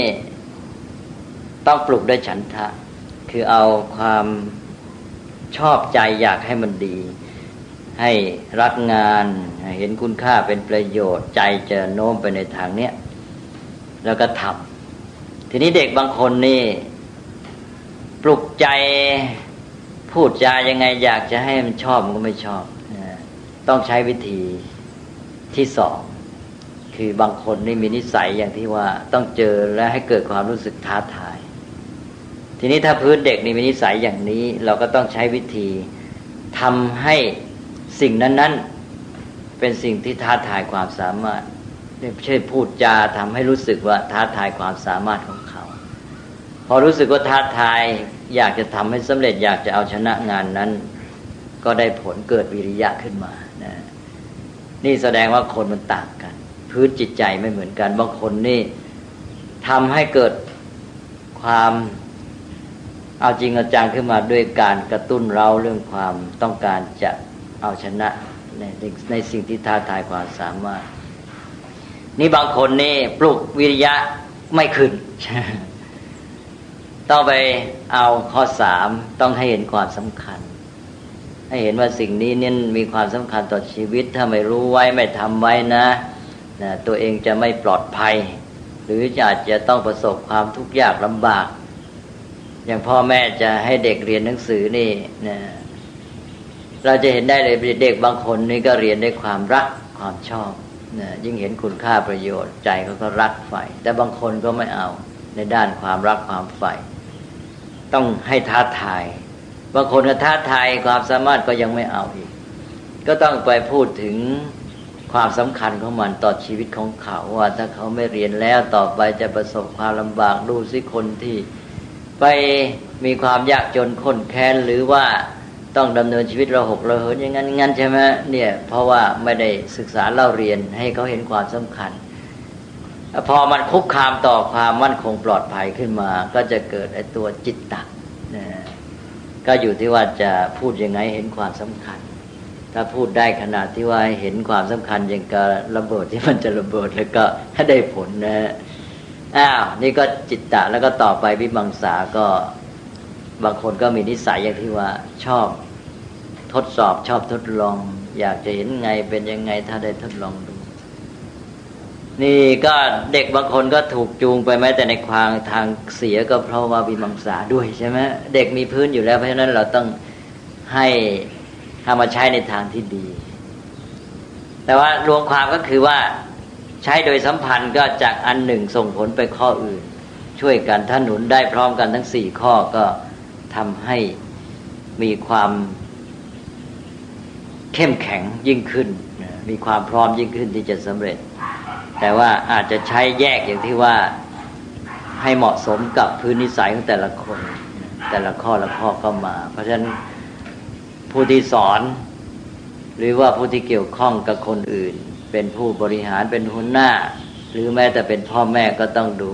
คนของตัวเองเช่นเด็กถ้าหากว่าใช้วิธีนี้ไม่ได้ผลเด็กอาจจะเหมาะกับวิธีนั้นนะโดยกระตุ้นตัวไหนขึ้นมาถ้าแต่ละอันเมื่อเกิดขึ้นมาแล้วก็นำไปสู่สมาธิแล้วก็เมื่อสมาธิเกิดขึ้นมันก็เป็นการรวมพลังมาแล้วก็ทำให้นำไปสู่ความสำเร็จทีนี้ก็เรื่องฤทธิ์ที่เรียกว่าการเดินบนน้ำเหาะเหินเดินอากาศอะไรก็ตามอันนี้มันก็มาจากสมาธินี่แหละใช่ไหมก็อาศัยสมาธิไปนี่ก็คือเรื่องอิทธิบาทที่เป็นทางแห่งความสำเร็จนอกจากความสำเร็จในเรื่องสิ่งที่ทำการบำเพ็ญเพียรในการกำจัดกิเลสอะไรๆแม้แต่เรื่องของการที่จะอายุยืนพระพุทธเจ้าก็ตรัสว่าถ้ามีอิทธิบาท4ก็ทำให้อายุยืนพระพุทธเจ้าก็ตรัสว่าถ้าพระองค์จะอยู่ตลอดกาลก็สามารถอยู่ได้ ด้วยการบำเพ็ญอิทธิบาทนี้อายุ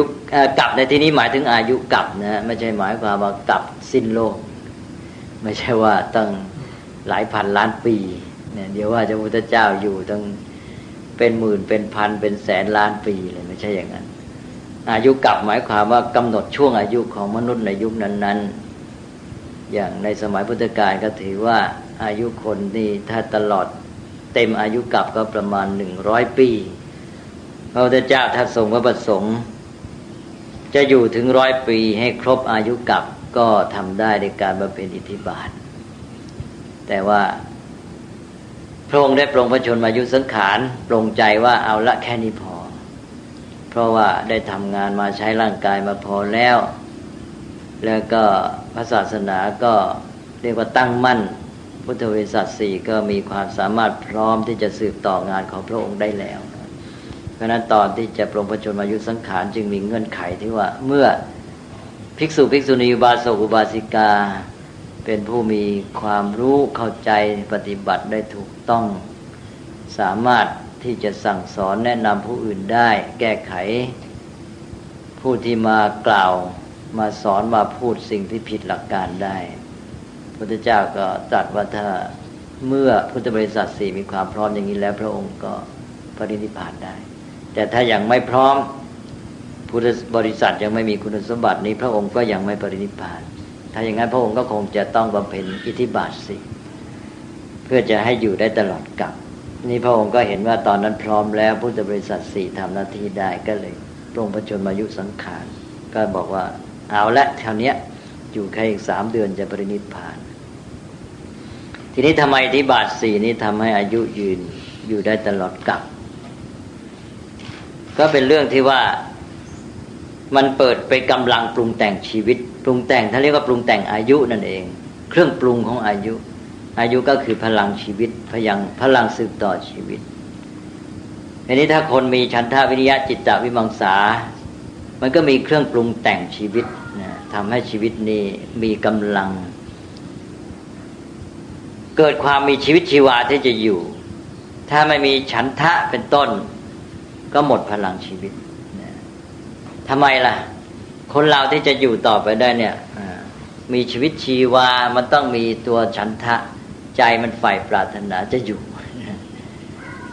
ทำไมจะอยากจะอยู่ล่ะก็อยากจะทำโน่นทำนี่มีสิ่งที่มุ่งหมายจะทำอย่างชาวบ้านก็อาจจะอยากจะเห็นลูกคนนั้นเจริญเติบโตเป็นฝั่งเป็นฝาอะไรต่างๆเหล่านี้นะหรือบางคนก็อาจจะอยากทำสิ่งที่ดีงามนะใจตั้งไว้ว่าอยากจะทำสิ่งนั้นให้สำเร็จตัวเองเห็นแล้วว่าเป็นสิ่งที่ดีมากนะเป็นจุดหมายสูงสุดของชีวิตของเราจะต้องพยายามทำให้ได้พอมีฉันทะฝ่ายปรารถนาในอันนี้ที่จะทำให้สำเร็จเนี่ยมันมาเป็นตัวปรุงแต่งอายุมาปรุงแต่งชีวิตนะทำให้เกิดพลังที่จะอยู่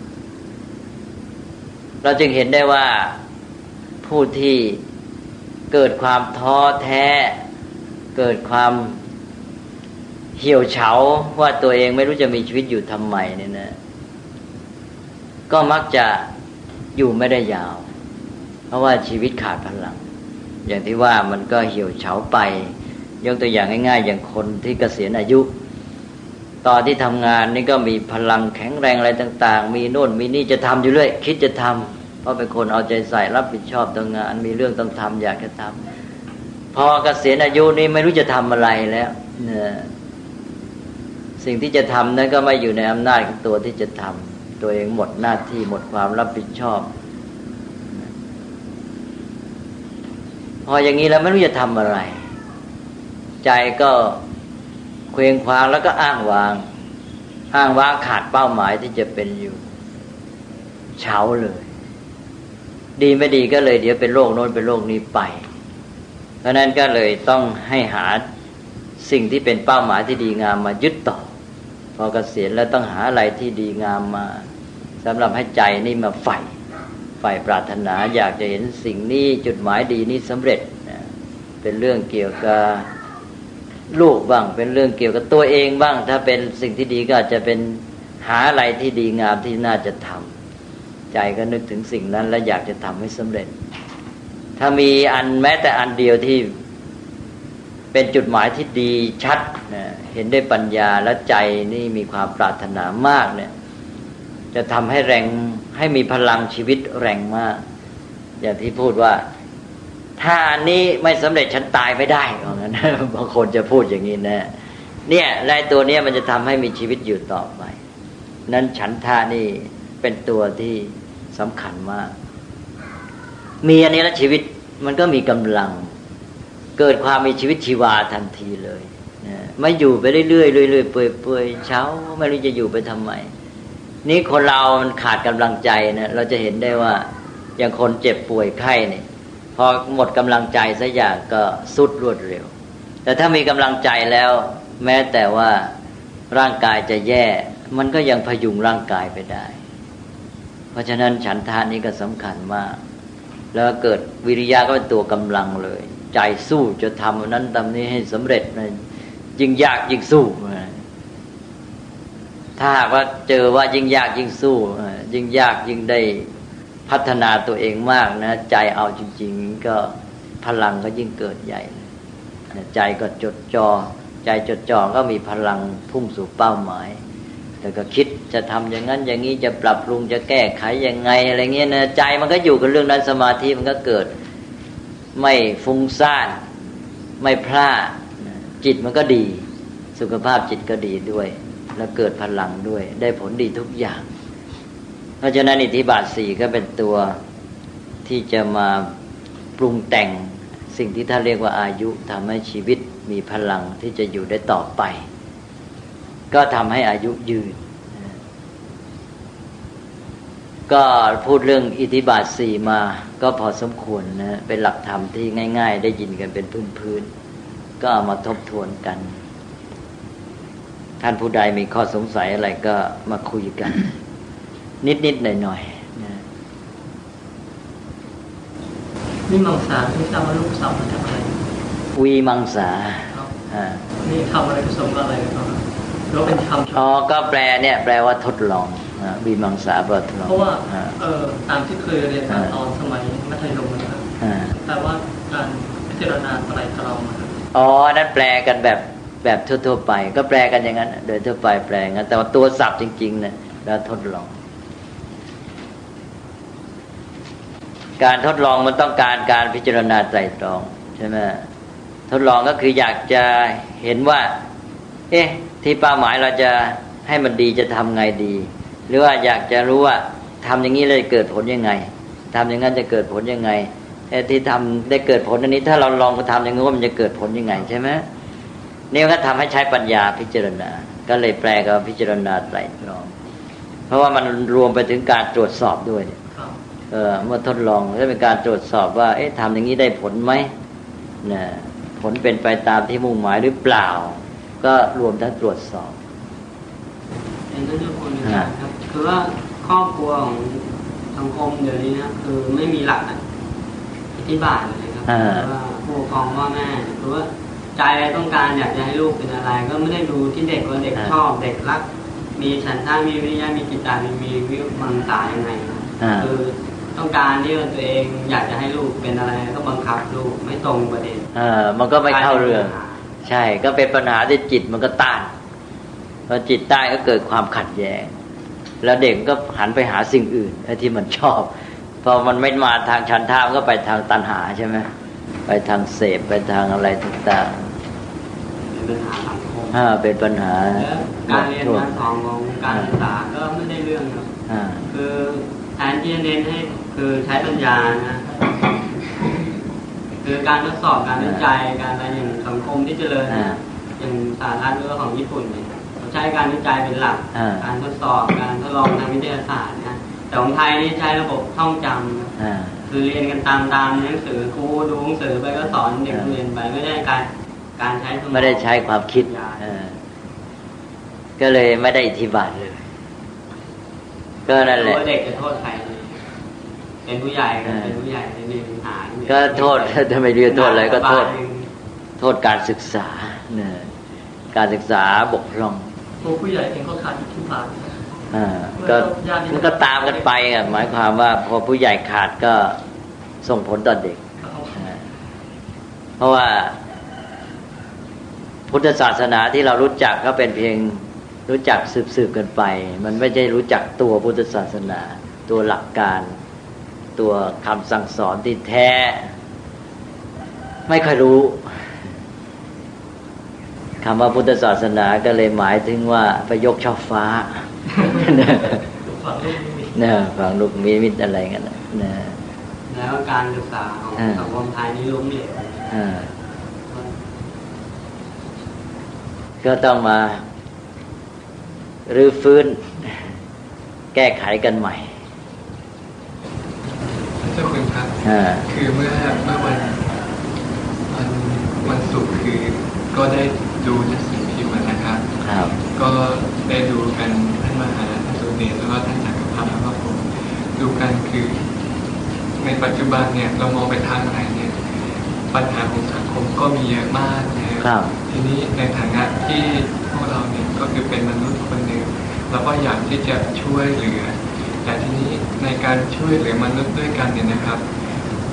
บางคนคือ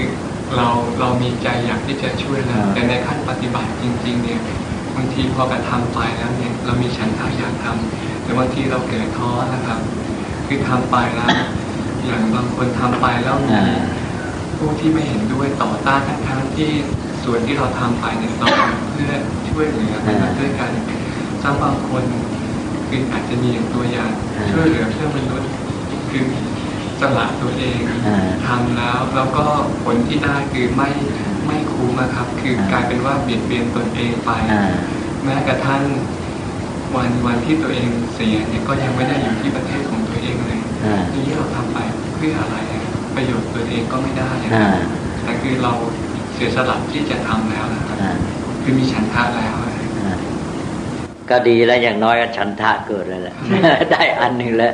แต่ทีนี้ว่าฉันทะเกิดทำไงฉันทะมากับปัญญาเราได้ปัญญาเบื้องต้นคืออย่างน้อยเรารู้ว่าอะไรมันควรจะเป็นยังไงใช่ไหมอันนี้มันได้ปัญญาแค่นี้แต่ทีนี้ปัญญามันควรจะนำฉันทะต่อก็คือปัญญาจะต้องมาทำหน้าที่เดินหน้ามองให้กว้างให้เห็นสภาพแวดล้อมว่าที่เราจะกระทำนี้มันต้องเป็นไปตามเหตุปัจจัยสภาพแวดล้อมก็เป็นเหตุปัจจัยที่สำคัญมันเอื้ออำนวยแค่ไหนถ้ามันไม่เอื้อมันมีอุปสรรคมีปัญหาที่จะมาขัดขวางเยอะเราก็ต้องรับรู้ตามเป็นจริงว่าไอ้ที่เราจะทำนี่ไม่ง่ายนะแล้วอาจจะไม่สำเร็จก็ได้เตรียมใจไว้ก่อนใช่ไหมด้วยความรู้เนี่ยมันจะทำให้เราเนี่ยวางใจได้ถูกต้องทีนี้ว่าเราก็ต้องทำเท่าที่เราทำได้ทีนี้จะทำยังไงล่ะก็มองในแง่หนึ่งก็มันมีวิธีมองหลายอย่างท่านเรียกว่าโยนิโสมนสิการเช่นมองว่าเราก็เรียนรู้ไปด้วยเราก็ทำไปหาวิธีว่าเรารู้แล้วนี่มันยากสภาพแวดล้อมไม่เอื้ออาจจะไม่สำเร็จแต่เราจะต้องพยายามทำเท่าที่เราทำได้หนึ่งเราก็เตรียมใจไปแล้วถ้ามันไม่สำเร็จก็รู้ตัวว่าไม่เราก็ทำด้วยความเห็นว่ามันควรจะเป็นอย่างนั้นนี่พอทำเราก็ได้เรียนรู้ไปว่ามันมีอุปสรรคมีเหตุปัจจัยงี้เราจะแก้ไขยังไงเรียนรู้ไปแล้วก็ได้ฝึกตัวเองเราก็มองในแง่ว่าจากการที่เราพยายามทำสิ่งนี้นั้นเราได้ฝึกตัวเองไปด้วยใช่ไหมเราก็พัฒนาตัวเองเรามองในแง่นี้เราฝึกฝนพัฒนาเราจะไปมองว่าเรานี่เต็มบริบูรณ์แล้วเราได้เรียนรู้ฝึกฝนตนเองพัฒนาไปแก้ไขปัญหาไปต่อไปก็อีกอย่างก็ใช้วิธีแบบพระโพธิสัตว์ก็คือมีปณิธานพระโพธิสัตว์ก็หมายความว่าเห็นว่าสิ่งนี้เป็นสิ่งที่ดีงามควรจะต้องทำแล้วก็ตั้งเป้าหมายเด็ดเดี่ยวต้องพยายามทำให้สำเร็จอย่างพระโพธิสัตว์นี่แม้แต่สละชีวิตก็ยอมสละด้วยความเต็มใจไม่ทุกข์นั่นว่างั้นต้องถึงขนาดนั้นแล้วมันจะไม่เป็นการเบียดเบียนถ้าใจมันมองในแง่ฝึกแล้วมันเสียสละใช่ไหมมันใจมันพร้อมก็ในแง่หนึ่งก็อาจจะเกินไปบ้างคือพระโพธิสัตว์นี่ไม่ใช่พระพุทธเจ้าพระโพธิสัตว์นี่ยังไม่ใช่คนสมบูรณ์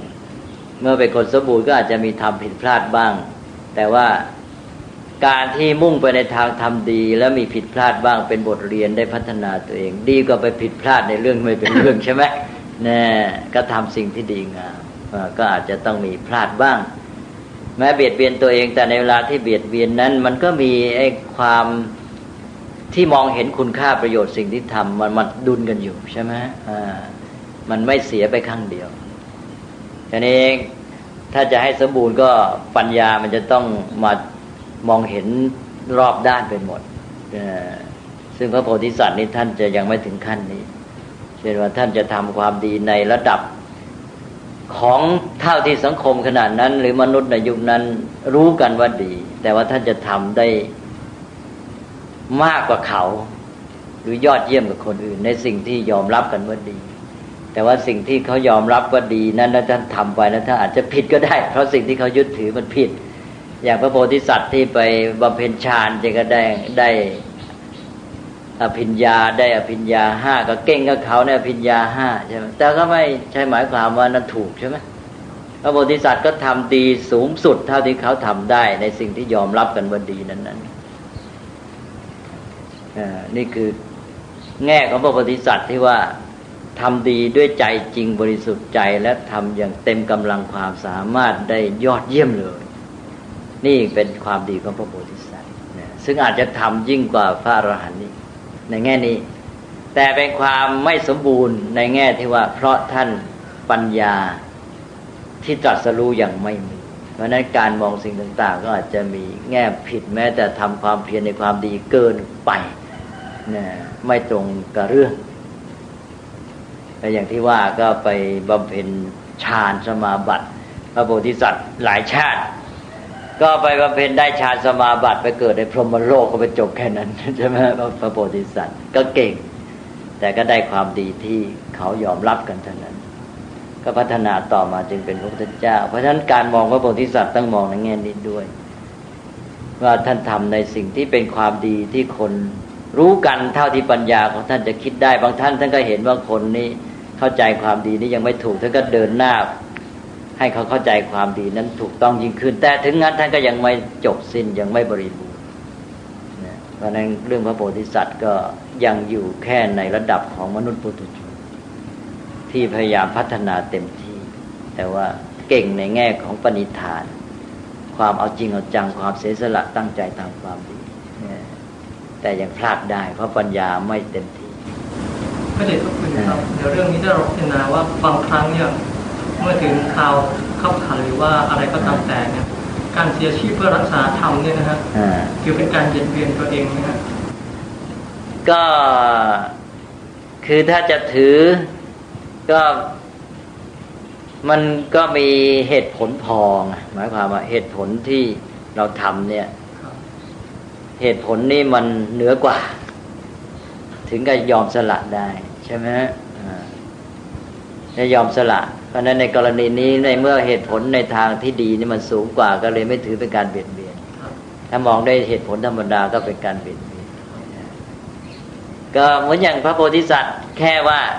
จะไปช่วยชีวิตคนอื่นและยอมสละชีวิตของตนแค่นี้ถ้ามองในแง่สายตาธรรมดาก็เบียดเบียนตนเองถูกไหมแต่ว่าท่านต้องการทำความดีมีตัวเช่นว่ามีเมตตามีกรุณานั้นมันสูงมันแรงมากใช่ไหมเราเอาอะไรมาวัดก็ต้องเอาตัวคุณธรรมนั้นมาวัดใช่ไหมว่าตัวกรุณามันตัวที่ทำให้พ้นจากความหมายที่เป็นการเบียดเบียนตัวเองมันทำเพื่อจุดมุ่งหมายที่ดีงามไปจากจุดนี้แล้วมองกลับไปที่สังคมสังคมไทยในปัจจุบันเนี่ยมันขาดซึ่งมุทิตานะฮะโดยมากเนี่ยก็คือเห็นใครที่ดีหรือว่าแม้ว่าจะมีเจตนาดีทำดีโดยที่ไม่ได้หวังผลก็ตามแต่เมื่อเขาเด่นขึ้นมาเนี่ยก็ไม่ว่าจะเป็นฝ่ายบริหารก็ตามหรือจะเป็นคนทั่วไปก็ตามก็จะมีจิตที่อิจฉาหรือริษยาหรือว่าไม่มีโยนิโสนมัสการในการที่จะรับฟังข้อเสนอนะฮะสุดท้ายนี่ก็ทำให้คนที่มีฉันทะมีวิริยะเนี่ยมีที่บาทพร้อมนะฮะก็จะท้อได้ก็นั่นต้องใช้คุณธรรมข้ออื่นเข้าประก็นั่นแหละก็บอกว่านี่แหละเป็นบททดสอบเราไงใช่ไหมก็เราต้องมองด้วยปัญญาเห็นว่าสภาพสังคมเป็นอย่างนี้พื้นเพนิสัยของคนทั่วไปค่านิยมเป็นอย่างนี้เราทำความดีในสภาพสังคมอย่างนี้เราจะต้องยอมรับว่าเราจะต้องเจออุปสรรคมาเจอแล้วเราจะต้องถือเป็นบททดสอบมาเป็นเครื่องพัฒนาตัวเรา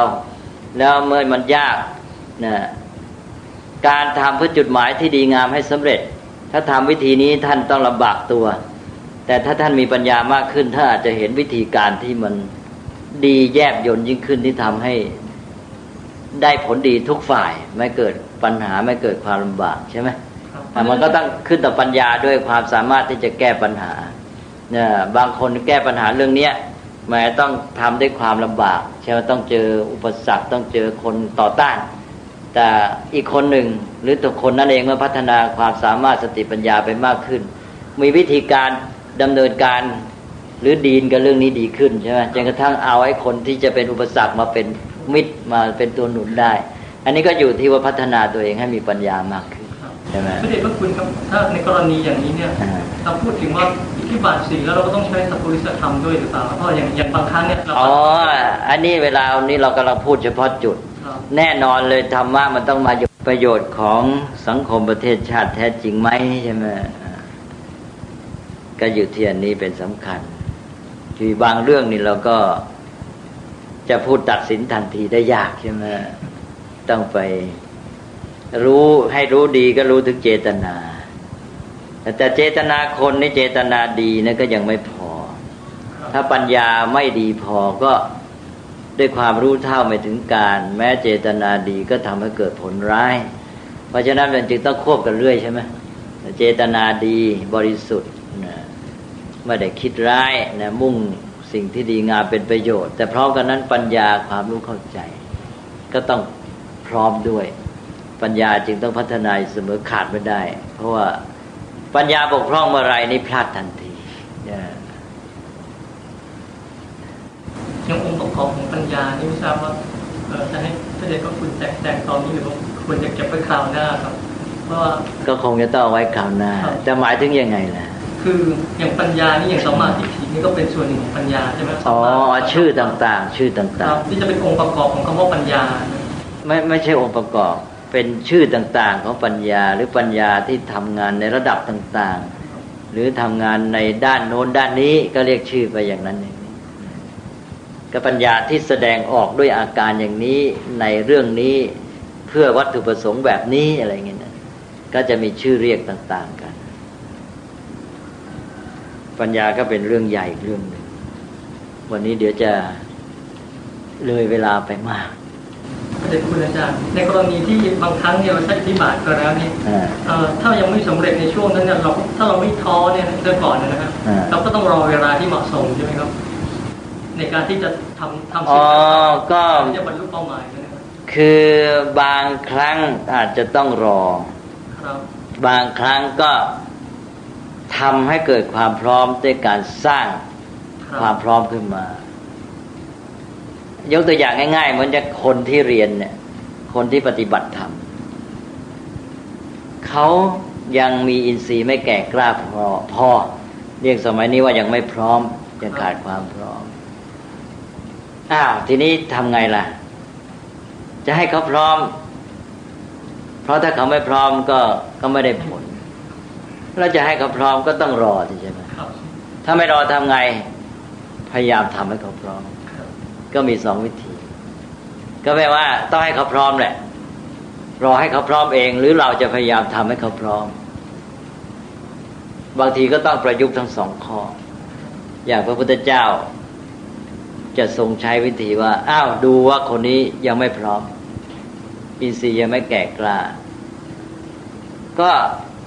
บ่มอินทรีย์เลยบ่มอินทรีย์หมายความว่าทำให้มันพร้อมสิทีนี้เนี่ยก็หาวิธีการมาทำให้เขาเข้าถึงความพร้อมใช่ไหมแต่ตกลงก็คือว่าต้องพยายามให้เขาพร้อมก่อนแต่ว่าจะรอให้เป็นไปเองหรือจะพยายามทำให้เขาพร้อมขึ้นกับปัญญาด้วยทีนี้ก็ต้องขึ้นกับปัญญาของผู้ที่จะไปสอนเขาด้วยใช่ไหมว่าจะมีวิธีการยังไงที่จะสร้างความพร้อมพระพุทธเจ้าก็จะมีวิธีการที่จะทำให้คนพร้อมเนี่ยซึ่งเป็นการปฏิบัติแต่ละบุคคลใช่ไหมเพราะแต่ละบุคคลนี่มันมีปัจจัยของตัวเองไม่เหมือนกันเพราะฉะนั้นก็ต้องดูว่าคนนี้เป็นยังไงพื้นเพเป็นยังไงมีจริตอัธยาศัยยังไงนะทำยังไงจะให้เขาพร้อมขึ้นมาได้ ก็จึงมีธรรมะบางหมวดที่เรียกว่าธรรมะเป็นเครื่องบ่มอินทรีย์ว่างั้นนะก็ช่วยบ่มอินทรีย์ที่ยังไม่พร้อมให้มันพร้อมขึ้นมา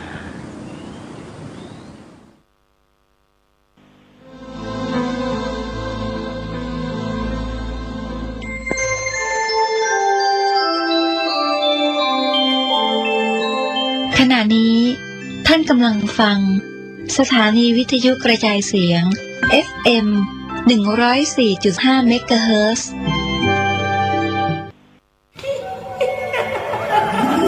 กระจกวิเศษจงบอกข้าเถิดใครงามเลิศในปัทภี ก็พระนางน่ะสิราชินีผู้เลอโฉมดูสิตั้งแต่ท่านพาชาวประชางดเผาป่าและขยะในครัวเรือนชาวไร่ชาวนาก็งดเผาตอสั่งข้าวฟางข้าวหันไปไถกลบทำปุ๋ยหมักแปรรูปเป็นอาหารสัตว์หรือเอาไปอัดเป็นก้อนแทนอากาศก็ดีไม่มีฝุ่น PM 2.5 คอยกวนใจหน้าตาท่านก็สดใสผิวพรรณผุดผ่องเป็นที่สุดพะยะค่ะ ต้องแบบนี้สิเจ้าพูดถูกใจข้ายิ่งนักเพราะทุกการเผานั่นคือการสะสมฝุ่นแต่ถ้าทุกคนร่วมใจกันหยุดเผาเราก็จะมีแต่อากาศบริสุทธิ์ไว้หายใจห่างไกลมะเร็งปอดสุขภาพก็ดีมันคือที่สุดแล้วราชินีจงเป็นอมตะราชินีจงเป็นอมตะข้าขอบูชาท่านพะยะค่ะไปเอาธูปมาแต่ไม่ต้องจุดแล้วนะเดี๋ยวนี้ข้าเปลี่ยนมาใช้ธูปไฟฟ้าแล้วมันจึ้งมากไม่มีฝุ่นเลย wow. คุณภาพอากาศดีด้วยการร่วมมือของทุกภาคส่วนปรารถนาดีจากสำนักงานประชาสัมพันธ์ที่ 3 กรมประชาสัมพันธ์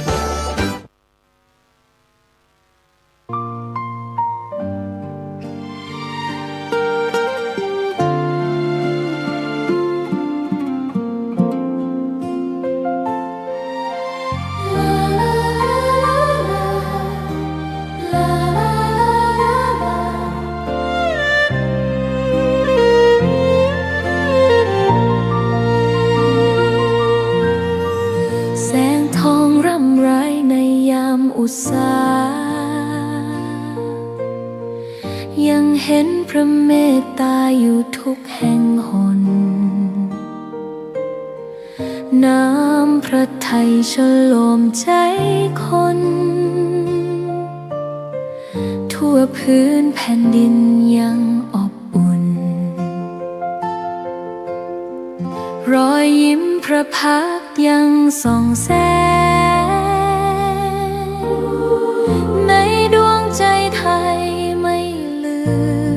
มเสียงสายลมแผ่วเบาเหมือนเอ่ยคำปลอบว่าพระองค์ยังอยู่ใกล้ขอกราบแทบบาทด้วยรักนิรันดร์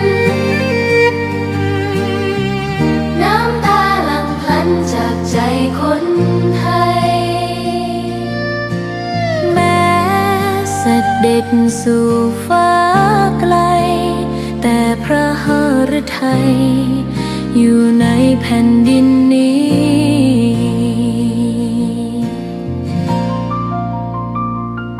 สวนดอกไม้ยังบานดังวันเก่าราวกับเจ้าดอกไม้รู้ว่าพระองค์จากไปแต่กลิ่นหอมยังพัดผ่านใจให้ระลึกถึงพระเมตตาแผ่นดินนี้ยังส่องสว่างด้วยพระคุณอันยิ่งใหญ่ขอเดินตามรอยเท้าแห่งพระแม่ไปด้วยศรัทธาไม่เสื่อมคลายขอกราบแทบบาทด้วยรักนิรันดร์น้ำตาหลั่งพลันจากใจคนไทยแม้เสด็จสู่ฟ้าไกล อยู่ในแผ่นดินนี้ดวงใจไทยทุกดวงขอพักดีขอถวายรักนี้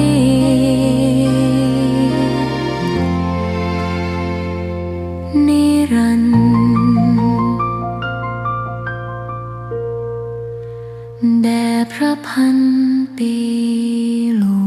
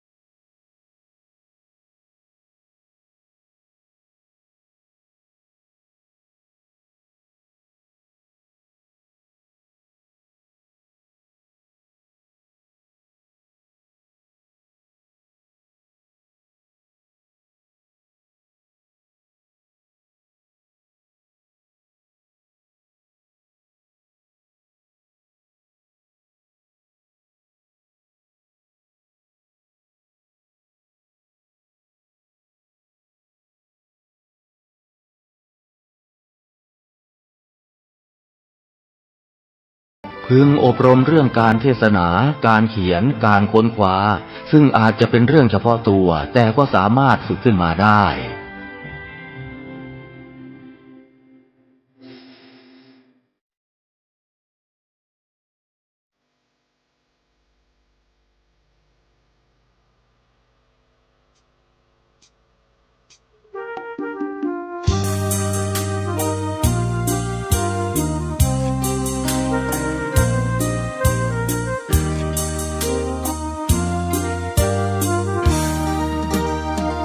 กราบเท้าคุณพ่อ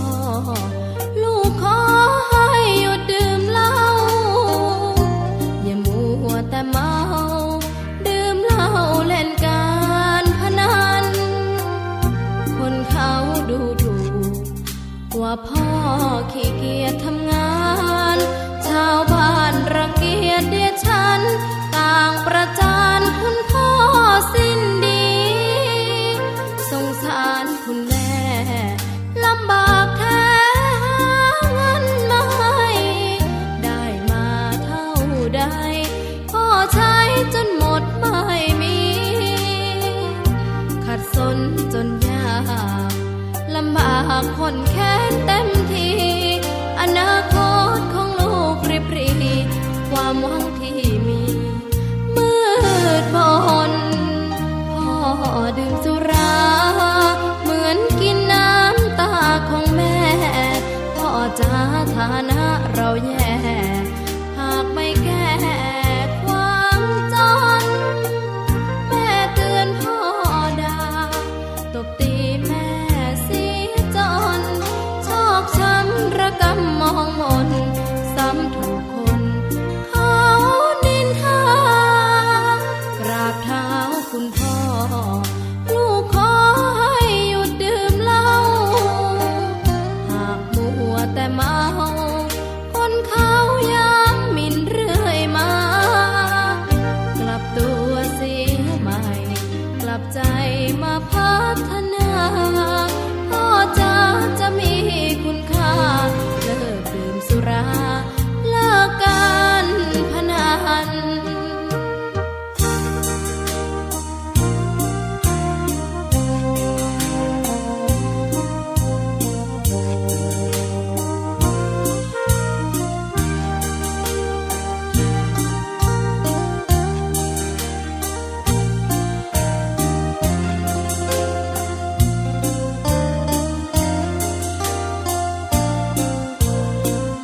ก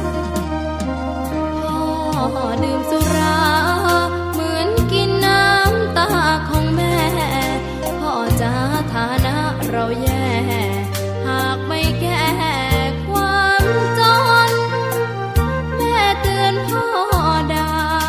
ตบตีแม่เสียจนชอกช้ำระกำมองมนซ้ำถูกคนเขานินทากราบเท้าคุณพ่อลูกขอให้หยุดดื่มเหล้าหากมัวแต่เมาคนเขาย้ำหมิ่นเรื่อยมากลับตัวเสียใหม่กลับใจมาพัฒนาก็จะมีคุณค่าเลิกดื่มสุราเลิกการพนัน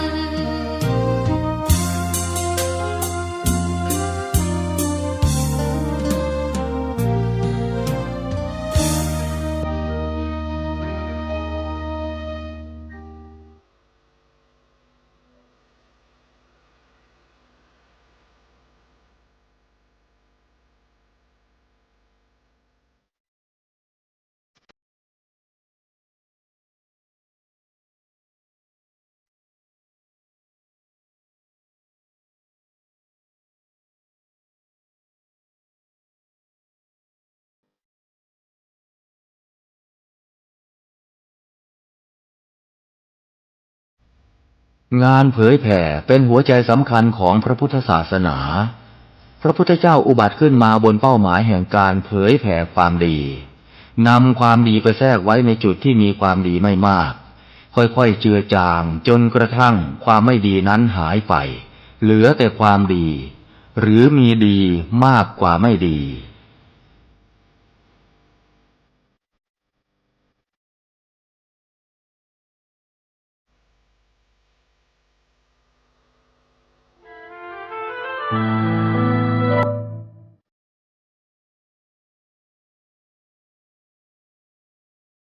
นักเผยแผ่จึงเปรียบเสมือนหมอที่วินิจฉัยโรคแล้วค่อยๆทดลองยาเมื่อเห็นว่าให้ยาถูกโรคก็คอยดูแลไม่ให้เกิดโรคแทรกซ้อนตามขึ้นมาอีกหมอต้องไวต่อการเรียนรู้เรื่องโรคและวิธีรักษาโรคฉันใดพระสงฆ์ซึ่งเป็นเสมือนจิตแพทย์ของสังคมก็ไวต่อการเปลี่ยนแปลงของโลกและวิธีบำบัดโรคที่มากับโลกฉันนั้น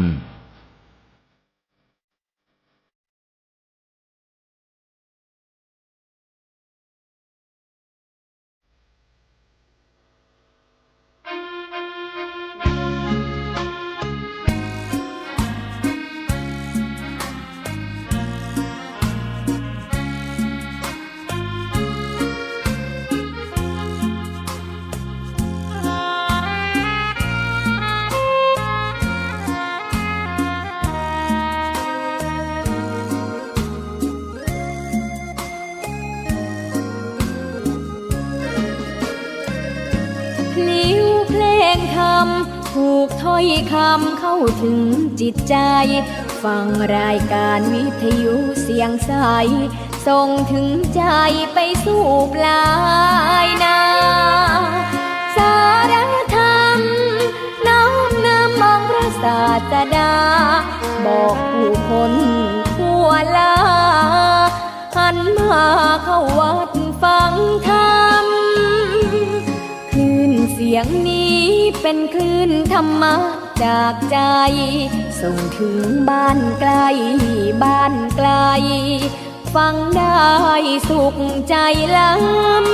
ำยามดึกดื่นค่ำคืนมีงานต้องทำเป็นคลื่นสารธรรมเน้นย้ำธรรมะเพื่อนใจเสียงคลื่นธรรมบอกหลักธรรมให้คลายความเหงาฟังเสียงธรรมะเบาเบาบอกเล่าถึงคนบ้านไกลธงชาติและเพลงชาติไทยเป็นสัญลักษณ์ของความเป็นไทยเราจงร่วมใจยืนตรงเคารพธงชาติด้วยความภาคภูมิใจในเอกราชและความเสียสละของบรรพบุรุษไทยประเทศไทยรวมเชื้อชาติไทยเป็นประชารัฐ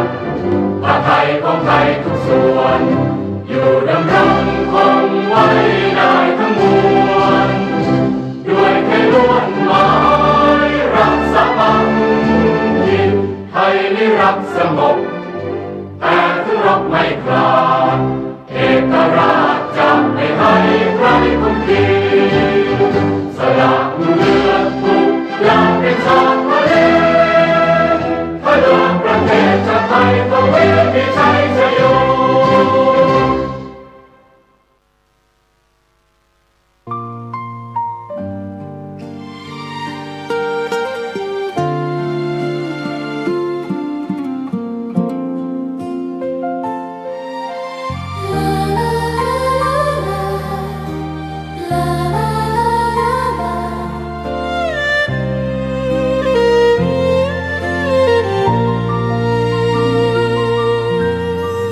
แสงทองร่ำไรในยามอุตสา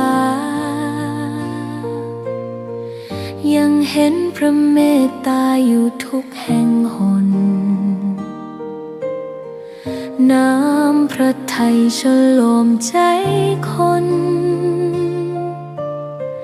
ทั่วพื้นแผ่นดินยังอบอุ่นรอยยิ้มพระพักตร์ยังส่องแสงในดวงใจไทยไม่ลืมเสียงสายลมแผ่วเบาเหมือนเอ่ยคำปลอบว่าพระองค์ยังอยู่ใกล้ขอกราบแทบบาทด้วยรักนิรันดร์น้ำตาหลั่งพลันจากใจคนไทยแม้เสด็จสู่ฟ้าไกลแต่พระหฤทัยอยู่ในแผ่นดินนี้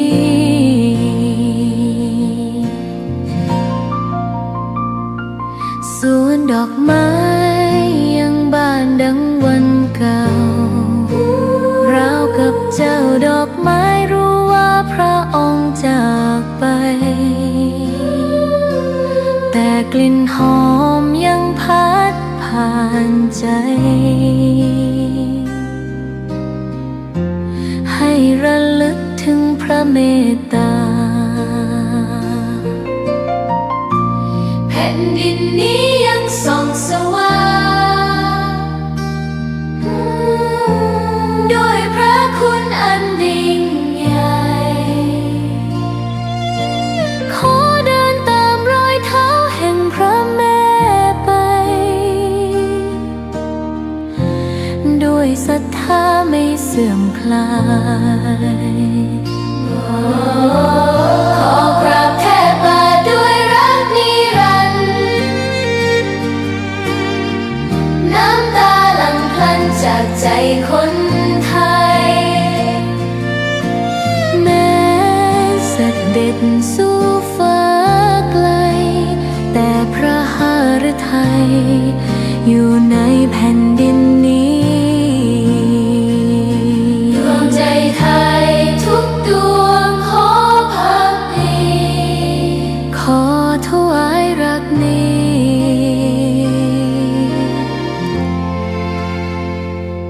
นิรันดร์แด่พระพันปีหลวง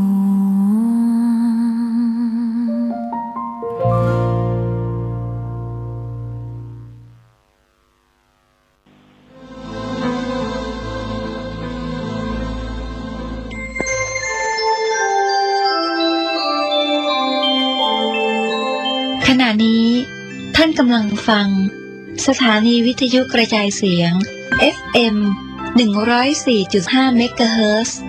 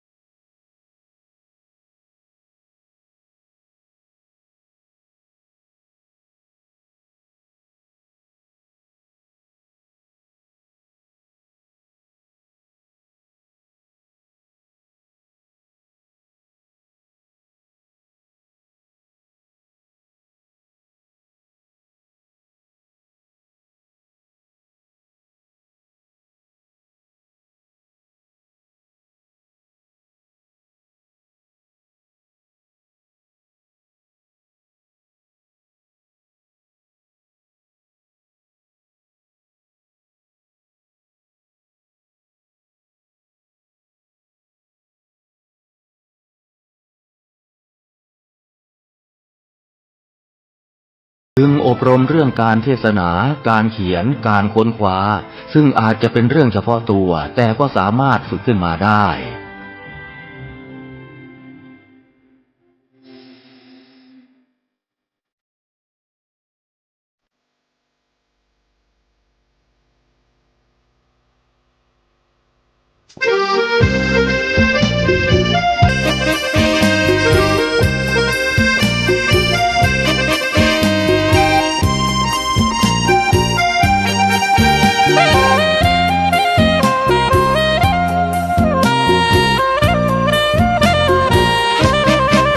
สถานีพระพุทธศาสนาฝากเสียงลอยมาบอกบรรดาญาติโยมที่มีใจใช้ธรรมชโลมที่มีใจใช้เพลงชโลมบอกบรรดาญาติโยมให้ฟังคลื่นนี้สถานีตั้งไม่ไกลไม่ไกลตั้งอยู่ทั่วเมืองไทยชวนคนไปทำดีเชิญฟังกันทั้งวันดีเจสร้างสรรค์พากันสุขีใครอยากฟังธรรมเชิญทางนี้ใครอยากฟังธรรมเชิญทางนี้หรืออยากฟังเพลงดีๆเปิดคืนนี้นะคุณสถานีพระพุทธศาสนาฝากเพลงลอยมาย้ำชาวพุทธสร้างบุญธรรมะจะติดตามตัวคุณธรรมะจะชี้นำใจคุณพิสุสงฆ์ท่านหนุนไว้ให้คุณมาสานสถานีที่ล้ำค่าชี้นำธรรมะเพิ่มปัญญาแตกฉานสอบถามธรรมะข้อใดเชิญลองถามไทยเรื่องที่อยากถามมีธรรมสลับกับเพลงเพราะมีธรรมสลับกับเพลงเพราะและดีเจชอละไว้เป็นเพื่อนคุณ